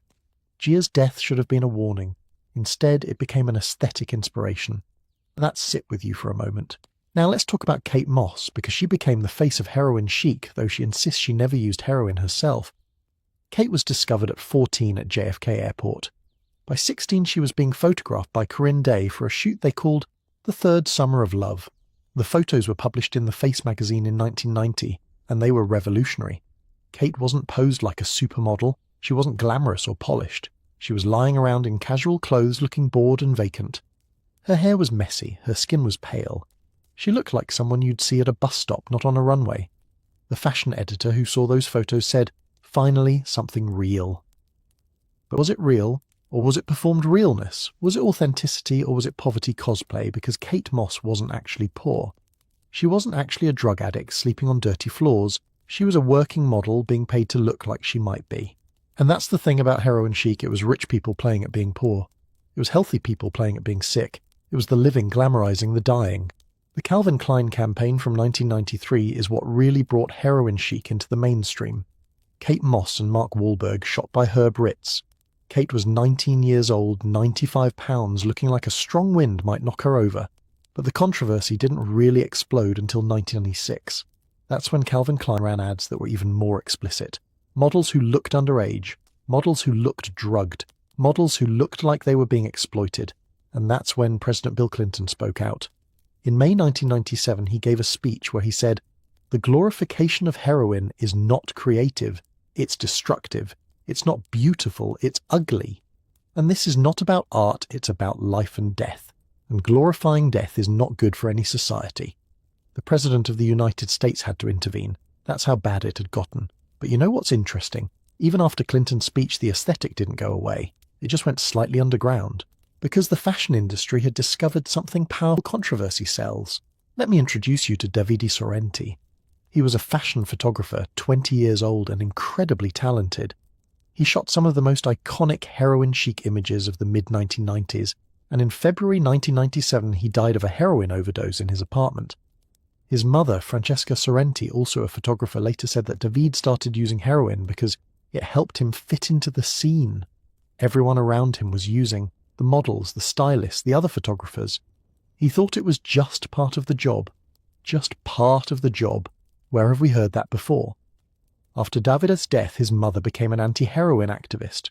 She said, "They were selling death, and my son bought it, literally and figuratively." But even his death didn't stop the aesthetic, because by then it was too profitable. Now let's talk about what this looked like in real numbers, because the statistics from this era are horrifying. Between 1990 and 1998, the prevalence of eating disorders among women aged 15 to 29 increased by 400% in the United States and United Kingdom. 400% in 8 years. Anorexia hospitalizations doubled. Treatment centers opened specifically for teenage girls. And when doctors surveyed these girls about what influenced their eating disorders, the most common answer was fashion magazines. One study from 1997 asked teenage girls, "What does the ideal body look like?" And they described Kate Moss, pale, thin, flat-chested, collarbones showing, hip bones visible, thigh gap. They were describing starvation, and calling it ideal. There's a quote from a treatment center director from 1998 that haunts me. She said, "We're seeing girls as young as 12 who are trying to look like Kate Moss. They don't understand that what they're trying to achieve is medical danger. They think it's fashion. 12 years old, trying to achieve medical danger. But here's what makes heroin chic particularly insidious. It wasn't just about being thin anymore. It was about looking sick. The aesthetic included pale, almost grey skin, dark circles under the eyes that looked like bruises, unwashed stringy hair, clothes that looked slept in, a general air of exhaustion and decay. One makeup artist from that era described the look she was asked to create, make her look like she hasn't slept in 3 days and is coming down from something. Coming down from something, that was the goal, and teenage girls were trying to replicate this look. I found forum posts from the late 1990s, early internet forums where girls were sharing tips on how to make your eyes look more sunken, how to make your skin look paler, how to achieve that just roll out of bed after a 3-day bender aesthetic. They were literally trying to look sick, on purpose. Let me tell you about Hami King, though. You might know her as an actress now. In the mid-1990s, she was one of the top heroin chic models. She started modeling at 14, and by 16 she was addicted to heroin. Years later, after getting sober, she talked about that time. She said, "The fashion industry didn't just enable my addiction, it required it. If I gained 5 pounds, I didn't work. If I looked too healthy, I wasn't edgy enough. Heroin kept me thin and gave me that dead behind the eyes look that was in demand. The industry required it." Read that again. She also said, "People would literally tell me I looked better when I was using. More interesting, more fashion-forward. When I got sober and gained weight, I stopped getting booked. So recovery meant unemployment. Health meant being unfashionable. What kind of system creates that equation?" Now I want to talk about something that doesn't get discussed enough, the class dynamics of heroin chic. The models wearing ragged clothes and lying on dirty floors, they were being paid thousands of dollars for those shoots. They went home to nice apartments.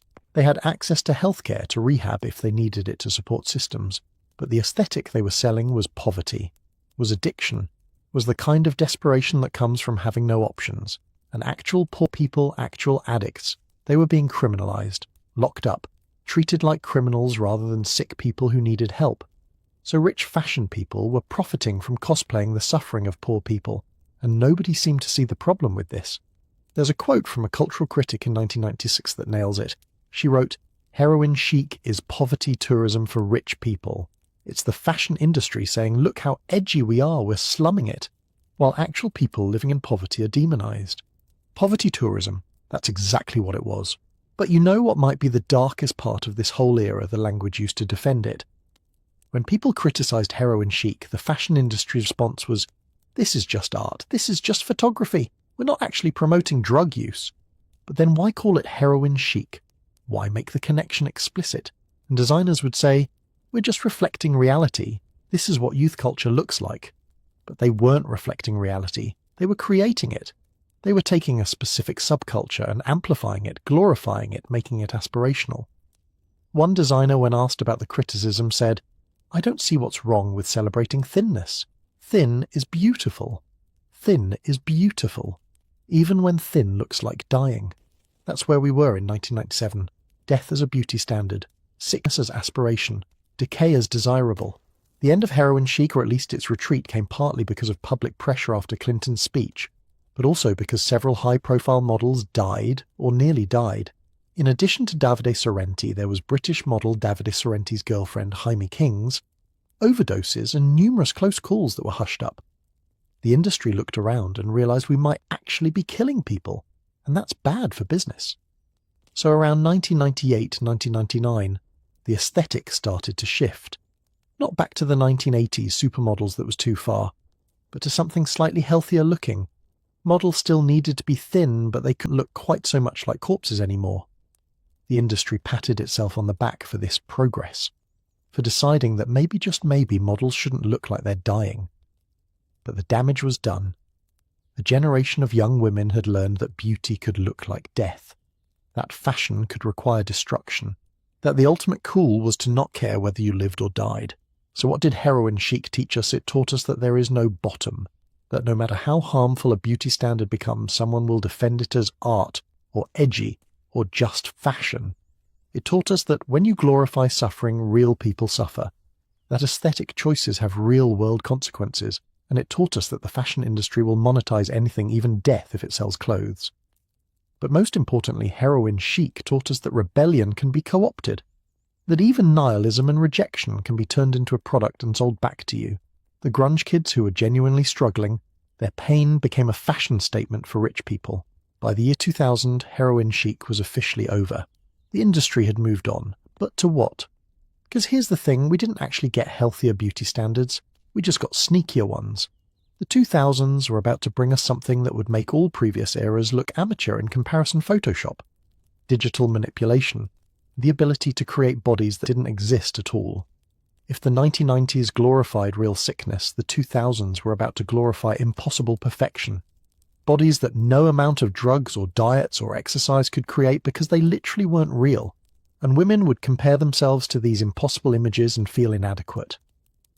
And they wouldn't even know why, because the manipulation was invisible.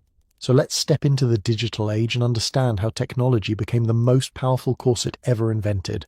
The year is 2003 and something shifts. A celebrity magazine publishes a cover photo of a famous actress. She looks flawless. Poreless skin, impossibly thin waist, legs that go on forever, the perfect woman. Then a few weeks later, paparazzi catch her at the beach, and she looks human, normal, real, and the internet explodes. People aren't angry at the paparazzi, they're angry at her. She lied to us. She's actually fat. I can't believe I tried to look like her, but she didn't lie. The magazine did, with Photoshop, and this is the moment when things fundamentally changed, because for the first time in human history, women weren't just comparing themselves to other women who were genetically gifted or had access to better resources. They were comparing themselves to people who didn't exist, to digital composites, to mathematical equations of beauty that no human body could achieve. Welcome to the 2000s, where the beauty standard became literally impossible. Let me set the scene. Photoshop had existed since 1988, but it didn't become mainstream until the early 2000s. Before that, photo retouching was expensive and time-consuming. It required specialists. But by 2003, any magazine intern with a computer could do it, and suddenly every single image you saw in a magazine had been altered. Waists slimmed, arms thinned, skin smoothed, wrinkles erased. Sometimes entire body parts were moved or removed. But here's the really insidious part nobody told you. The images were presented as real, as achievable, as what these celebrities and models actually looked like. And women, millions of women, looked at these images and thought, why don't I look like that? What's wrong with me? The answer was nothing. You were comparing yourself to Photoshop. There's a fascinating study from 2005 that I want to tell you about. Researchers at the University of Missouri showed college women 2 sets of magazine photos. One set was labeled digitally enhanced. The other wasn't labeled at all. The women who saw the unlabeled photos reported significantly higher body dissatisfaction and lower self-esteem, even though both sets of photos were equally retouched. Just knowing the photos were fake helped protect their mental health. But when they thought the photos were real, it destroyed their self-image. Think about that. The simple act of labeling changed everything.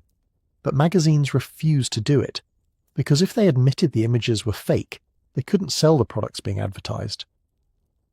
The whole system depended on maintaining the illusion. One magazine editor, when asked about this, said, "Women don't want to see reality, they want to see aspiration." But aspiration toward what? Toward something that doesn't exist. How is that aspirational? That's just cruel. Now let me introduce you to the culture that emerged from this technology. In the early 2000s, the internet was still relatively new, and young people were gathering in online spaces that adults didn't know existed. Forums, chat rooms, early social media like LiveJournal and Xanga. And in these spaces, something dark was growing pro-Ana communities. Ana for anorexia. These were websites and forums where girls, mostly teenagers, would share tips on how to starve themselves. They called it thinspiration or thinspo. They would post photos of extremely thin celebrities and models, often heavily photoshopped, and caption them with things like goal weight or perfect. They had rules. If you ate more than 500 calories a day, you were weak. They had competitions to see who could go longest without eating. They celebrated each other for losing weight, no matter how dangerous it became. A study from 2006 found over 500 active pro-Ana websites, and they were visited by over 2 million unique users per month. 2 million people, mostly girls between 12 and 19, actively seeking advice on how to develop eating disorders. One girl in a forum post from 2004 wrote, "My goal is to look like Nicole Richie. I know she's photoshopped, but even half that thin would be amazing. Even half that thin."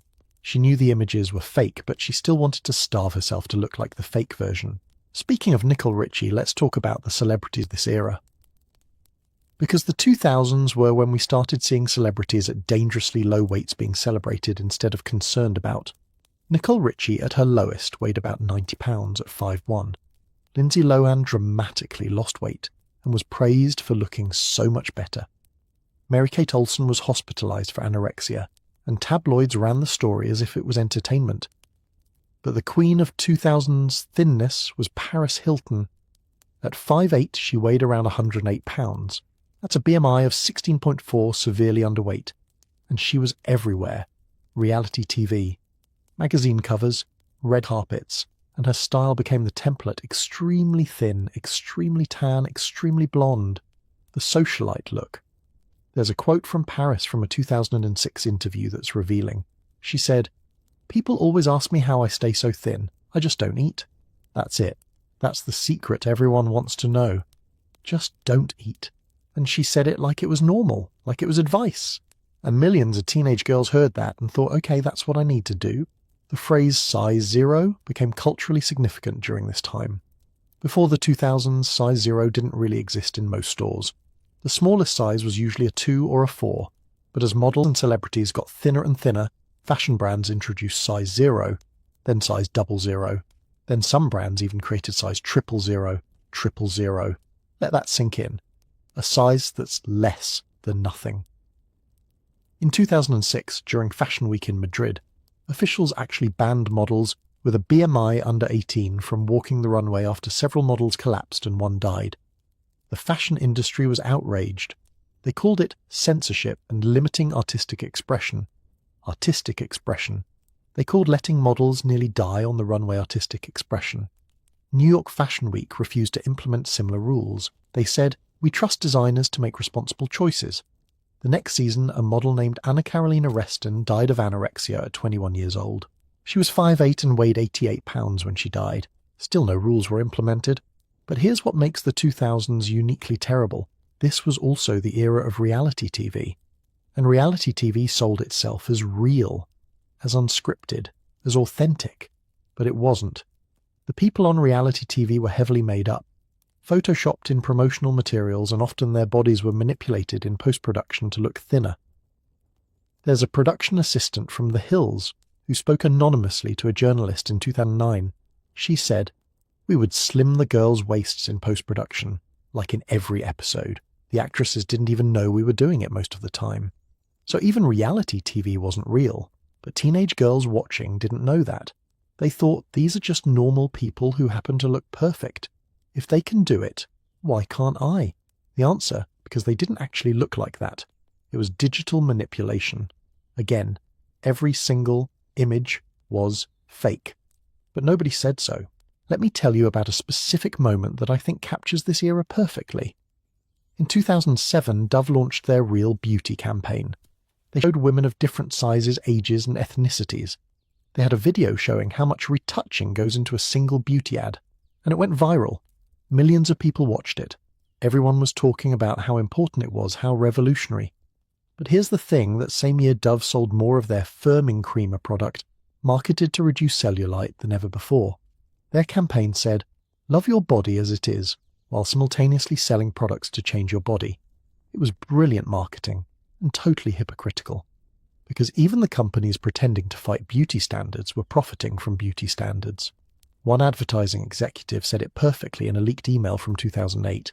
"We're not selling empowerment, we're selling insecurity wrapped in empowering language." Insecurity wrapped in empowering language. That was the 2000s. Now let's talk about something that emerged during this time that we're still dealing with today: Fitspiration, or Fitspo. It started around 2008, 2009, on platforms like Tumblr and early Pinterest. The idea was, instead of promoting thinness through restriction, Thinspiration promote thinness through fitness, Fitspiration. But look at the images. They were the exact same. Extremely thin women with visible abs and thigh gaps. The language just changed from skip dinner to earn your dinner or sweat is fat buying. Same body shaming, different packaging. One eating disorder specialist I found quoted in a 2009 article said, "Fitspiration is just pro-ana with a yoga mat. The rhetoric is about health, but the images are of starvation. Pro-ana with a yoga mat." Perfect description. And because it used health language, it was much harder to ban or regulate. Websites couldn't ban fitness content the way they were starting to ban pro-ana content, so the eating disorder content just rebranded itself. Here's something that doesn't get talked about enough during the 2000s. Plastic surgery became normalized in a way it never had been before. Reality shows like The Swan and Extreme Makeover literally took women, gave them full-body plastic surgery, and revealed them at the end like it was a game show prize. As if completely changing your body through surgery was a fun transformation, not a medical procedure with serious risks. One woman died during filming of Extreme Makeover in 2004. She had complications during surgery. The show was briefly suspended but then continued, and plastic surgery rates absolutely skyrocketed. The American Society of Plastic Surgeons reports that between 2000 and 2000, cosmetic procedures increased by 147%. 147% in one decade. The most popular procedures: liposuction, breast augmentation, and rhinoplasty. All procedures to make you look more like the photoshopped images in magazines. Women were having surgery to look like a digital manipulation. Let me share a story that really illustrates the psychological damage of this era. There was a study from 2008 where researchers surveyed women aged 18-25 about their body image. They asked, "Have you ever looked at a photo of yourself and thought, 'I don't look like me'?" 67% said yes. 2/3 of young women felt like they didn't look like themselves in photos, because we'd all internalized the photoshopped version as real, and our actual faces as flawed. One woman in the study said, "I've seen so many edited photos of myself on Facebook that when I look in the mirror, my real face looks wrong, like I'm wearing a bad mask of myself. Your real face looks wrong." That's what Photoshop culture did to us. It made reality feel fake. But you know what's most frustrating about the 2000s? We knew. By the mid-2000s, everyone knew images were photoshopped. Articles were being written about it. Celebrities were occasionally speaking out about it, but knowing didn't help. Because the images kept coming. Every magazine, every billboard, every movie poster, every advertisement, all photoshopped, all presenting an impossible standard. And your brain can't help but internalize what it sees repeatedly. Even if you consciously know it's fake, your subconscious absorbs it. You start to think, this is what beautiful looks like. This is what I should look like. There's a psychological term for this, the mere exposure effect.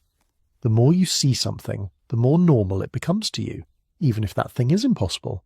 So we spent a decade training our brains to think impossible bodies were normal, and then wondering why we felt inadequate. The end of the 2000s brought something that would make all of this exponentially worse: the smartphone. The iPhone came out in 2007. By 2009, millions of people had one, and with it came the ability to take photos of yourself anytime, anywhere, to immediately post them online, to compare yourself to others instantly.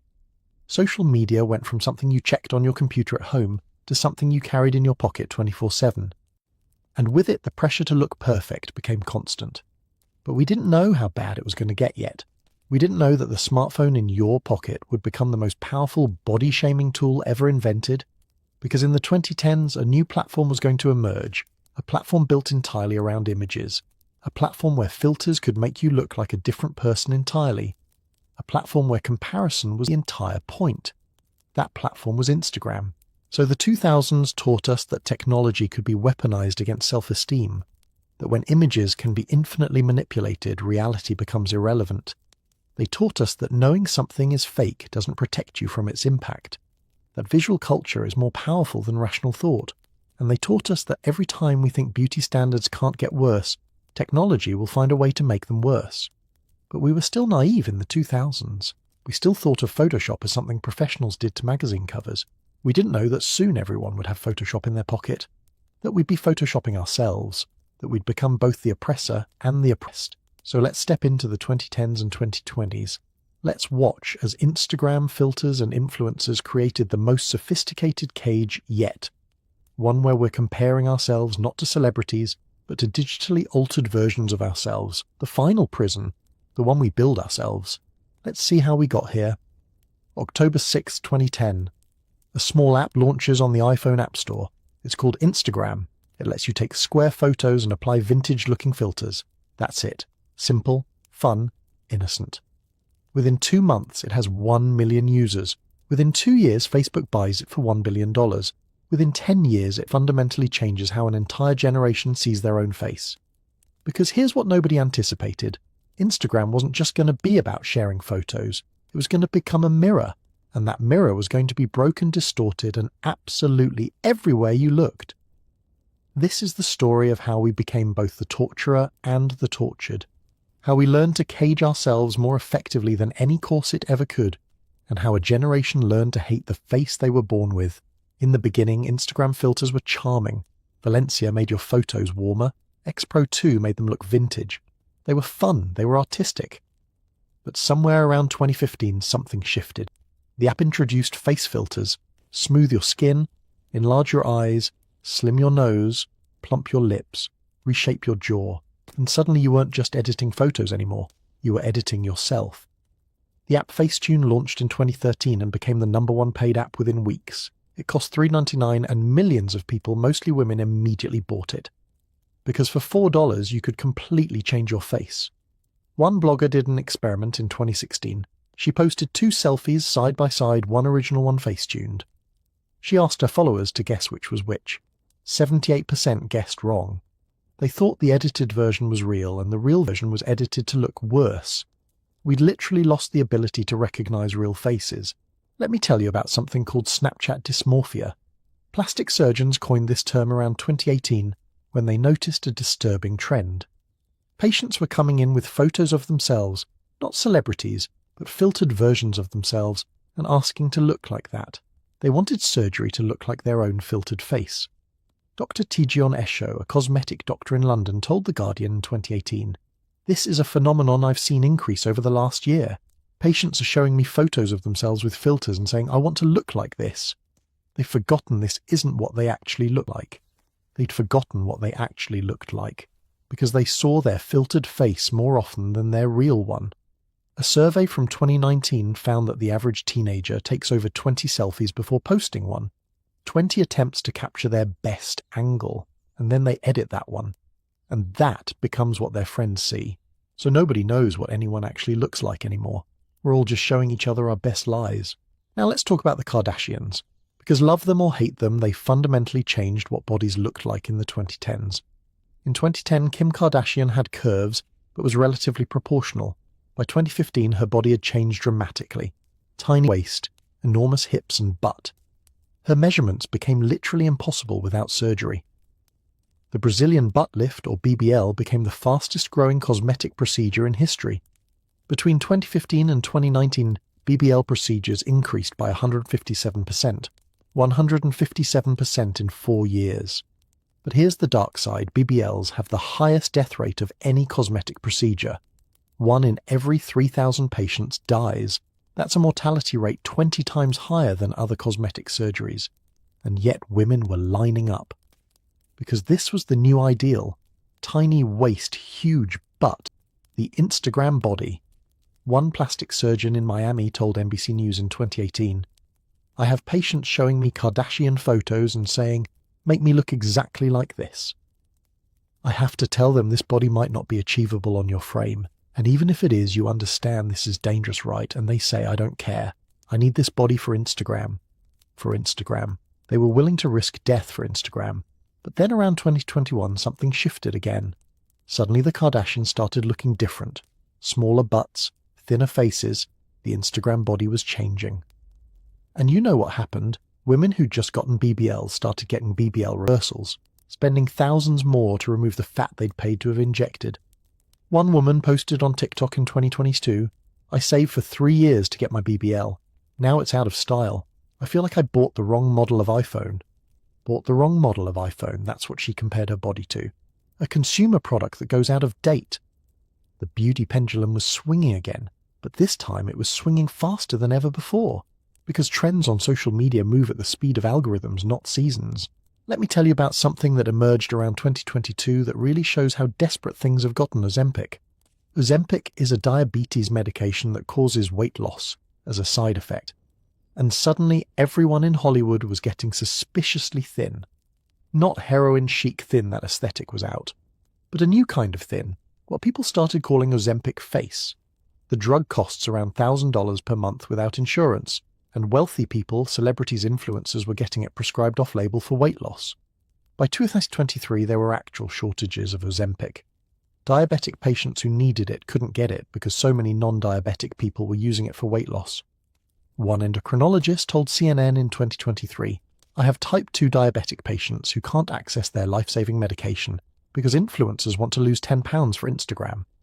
Life-saving medication, being hoarded for aesthetics, and the side effects: extreme nausea, hair loss, muscle wasting. And yes, the Ozempic face, severe facial aging from rapid fat loss. But influencers were posting before and after photos and saying things like, "just eating clean and working out," never mentioning the $12,000 a year drug they were taking. More lies, always more lies. Now let's talk about what this is doing to mental health, because the statistics are genuinely horrifying.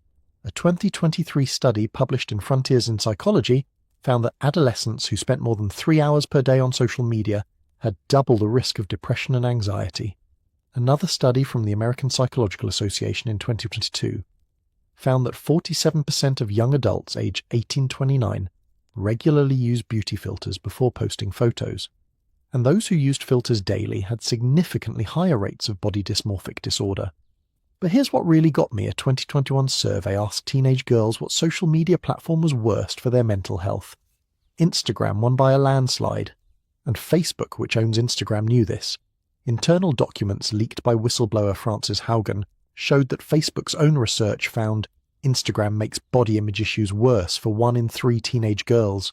They knew, and they did nothing because engagement was too valuable. One leaked internal slide literally said, "We make body image issues worse, but we can't change our algorithms without losing users." They chose profit over the mental health of millions of teenage girls. Let me tell you about a 17-year-old named Molly Russell from the UK. In 2017, she died by suicide. After her death, her parents looked at her Instagram account. What they found was thousands of images. Images of self-harm, images glorifying eating disorders, images about suicide. The Instagram algorithm had learned she was interested in this content and just kept feeding it to her. More and more, darker and darker. Her father, Ian Russell, later testified before the UK Parliament, "Instagram helped kill my daughter." The coroner's inquest in 2022 ruled that social media content contributed to her death. It was the first time social media was officially blamed in a suicide ruling. After this case, Instagram claimed they would remove harmful content. But researchers who studied the platform in 2023 found it took less than 20 minutes of browsing to be recommended eating disorder content. 20 minutes. The algorithm is designed to keep you engaged. And negative content that makes you feel inadequate, anxious, obsessed, is incredibly engaging. You know what else happened during this era of the pandemic? COVID-19 lockdowns meant people were staring at themselves on Zoom calls all day, seeing their face from angles they'd never noticed before. and they hated what they saw. Plastic surgery consultations increased by 64% between 2019 and 2021, 64% in 2 years. One plastic surgeon in New York told Vogue in 2021, patients are coming in with screenshots from Zoom meetings pointing at their faces saying, "Fix this." They've been staring at themselves for months and they found every flaw. And here's the cruel irony: these flaws were often just their face, normal aging, natural asymmetry, human features. But we've become so used to filtered, perfected images that normal human faces looked wrong. Now let's talk about the Instagram face. This is a term that emerged around 2019 to describe a very specific look that dominated the platform. Full lips, high cheekbones, small nose, cat-like eyes, smooth, poreless skin. It's a face that looks the same regardless of ethnicity. It's a face that looks like a filter, and increasingly people were getting surgery to look like the filter. Lip fillers, buccal fat removal, rhinoplasty, thread lifts, fox eye lifts. Writer Gia Tolentino described it perfectly in a 2019 New Yorker article. She called it the face of late capitalism, a face designed for maximum engagement, maximum likes, maximum value in the attention economy. But here's what's really disturbing: the Instagram face is becoming homogeneous. Everyone is starting to look the same, because everyone is chasing the same algorithm-optimized aesthetic. Individuality is being traded for engagement. Let me share something that's been happening very recently: the Instagram versus reality movement. Around 2019, some influencers started posting side-by-side photos. One posed and edited, one unposed and raw, showing their cellulite, their rolls, their acne. And at first this seemed revolutionary. Finally honesty, finally realness. But then researchers studied it, and they found something depressing. Even the reality photos were often edited. Not as heavily, but still edited. And posting these real photos often led to more engagement, which led to more sponsorship deals. So even authenticity was being commodified. Even vulnerability was being monetized. One influencer admitted anonymously to a journalist in 2022, "I post real photos because they perform well, but I still edit them. I still choose my best angles. The realness is curated realness." That's where we are now. You want to know the most heartbreaking thing about this era? It's not just affecting teenagers, it's affecting children. A 2023 study found that children as young as 8 are using filters, 8 years old, and already editing their faces before sharing photos. Child psychologists are seeing eating disorders in elementary school students, body dysmorphia in 10-year-olds. One therapist told The Atlantic in 2023, "I have third graders coming in saying they're ugly. When I ask why, they say because I don't look like the girls on TikTok." They're 8 years old, and they're already comparing themselves to filtered, edited adult women, 8 years old, and already trapped in the cage. So here we are. After travelling through 500 years of body shaming, we've arrived at the present, and in some ways this era is the worst yet. Because at least with corsets you could take them off. At least with heroin chic there was eventually public outcry. At least with Photoshop it was done by someone else. But Instagram, we're doing it to ourselves. We're editing our own faces. We're creating our own impossible standards. We're building our own cages. And the cage is in our pocket. It goes everywhere we go. It wakes us up in the morning. It's the last thing we check before bed. We can't escape it, because we carry it with us. But here's the thing: now that we've seen the pattern, now that we understand how this cage was built piece by piece, generation by generation, we have a choice. We can keep building it, keep tightening the bars, keep shrinking ourselves to fit impossible standards, or we can stop. We can put down the phone, we can turn off the filter, we can look in the mirror and recognize our own face. In our final part, we're going to talk about how to break free, how to recognize the cage for what it is, how to opt out of a game that was always rigged against us. Because this story doesn't have to end with despair. It can end with revolution, with recognition, with the simple radical act of deciding that you're enough exactly as you are. So let's take this final step together. Let's figure out how to break this cage once and for all. There's a moment I want you to imagine with me. It's quiet. Maybe it's early morning, maybe late at night. You're alone and you catch a glimpse of yourself in the mirror. And for just a second, just 1 second, you see yourself without judgment, without comparison, without measuring. You just see yourself, a human being, living, breathing, real. That moment, that's freedom. And it's available to you right now, not after you lose weight, Not after you fix your skin, not after surgery or filters or whatever the world is selling you this week. Right now, exactly as you are. We've travelled through 500 years together tonight, from whalebone corsets to Instagram filters, from Victorian tight lacing to Ozempic, from Catherine de Medici to Kim Kardashian. And what have we learned? The cage never disappeared. It just kept changing shape. And every time we were told this time is different, this time is liberation, this time is about health or empowerment or self-care, but it was always the same prison, just with different marketing. So the question now is, how do we break it? Let's start by naming what we've learned. Because pattern recognition is the first step to freedom. We learned that beauty standards are arbitrary. They change every decade. What was perfect in 1920 was disgusting in 1950. What was ideal in 1980 was outdated by 2000. The goalpost keeps moving because there is no goal. It's designed to keep moving, so you keep chasing.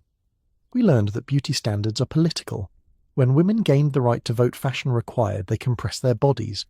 When women entered the workforce, the beauty requirements got stricter. It's not a coincidence. Control manifests aesthetically when it can't manifest politically. We learned that beauty standards are profitable. Every era there's an industry selling the solution to the problem of your natural body. Corset manufacturers, diet pills, plastic surgery, filters. The problem changes, but the profit motive never does. And we learned that beauty standards kill, literally. From corset-related deaths in Victorian times to BBL fatalities today. From starvation to overdoses to suicide. The body count is real. This isn't just about vanity, it's about survival. But here's what gives me hope we're finally starting to push back. Let me tell you about some movements that are actually making a difference. In 2021, Norway passed a law requiring influencers to label edited photos with a specific disclaimer. It's not perfect, the enforcement is tricky, but it's a start. It says we recognise that edited images harm people and transparency matters. In 2022, France banned modelling agencies from hiring models with a BMI under 18. Again, not perfect BMI is a flawed metric, but it acknowledges that extreme thinness in fashion is deadly. Several US states have introduced bills requiring media literacy education in schools, teaching kids to recognise edited images, to understand algorithms, to question what they see. These are systemic changes, small ones, but they're happening. And then there are the individual resistances, the people saying, I'm done playing this game. Body neutrality is emerging as an alternative to body positivity. Body positivity says, love your body. But for many people that feels impossible. How do you go from hating your body to loving it overnight? Body neutrality says you don't have to love your body. You don't have to think it's beautiful. You just have to accept that it's your vehicle through life. That's it. There's a quote from body neutrality activist Anne Poirier that I love. She said in 2023, your body is not your masterpiece. Your life is your masterpiece. Your body is just the paintbrush. Your body is just the paintbrush. Not the art, not the destination. Just the tool that lets you create. That shift in perspective changes everything. Let me tell you about Jamila Jamil. She's an actress and activist who started the I Weigh movement in 2018. Instead of weighing yourself in pounds, you weigh yourself in achievements, relationships, values. I weigh 3 published novels. I weigh being a good friend. I weigh learning to set boundaries. It sounds simple, maybe too simple. But thousands of people have participated, and they report feeling differently about their bodies afterwards. Because when your worth is measured by what you do and who you are rather than what you look like, your body becomes less central to your identity. One participant wrote, I realised I hadn't thought about my thighs in 3 days. 3 days, that's the longest stretch in 10 years. Imagine that. Imagine going days without thinking about your body. Imagine the mental space that would free up for everything else in your life. But individual change isn't enough. We need systemic change too, and that's harder, that's slower, but it's possible. We need regulation of beauty filters. Not banning them, I'm not naive enough to think that would work, but requiring labels, clear disclaimers that say this image has been digitally altered. We need social media companies to change their algorithms, to stop recommending eating disorder content, to stop optimizing for engagement at the expense of mental health. Will they do this willingly? No. Which is why we need legislation. We need to teach media literacy in schools, starting young, before kids internalize the messages, teaching them to ask who profits from me feeling inadequate, who benefits if I hate my body. And we need to diversify who gets to define beauty. Because right now, most beauty standards are still set by a very narrow group of people, mostly white, mostly male, mostly wealthy. What would beauty look like if everyone had a voice? Here's something practical you can do right now, tonight, before you go to sleep. Unfollow accounts that make you feel bad. I know they're inspiring. I know you want to look like that.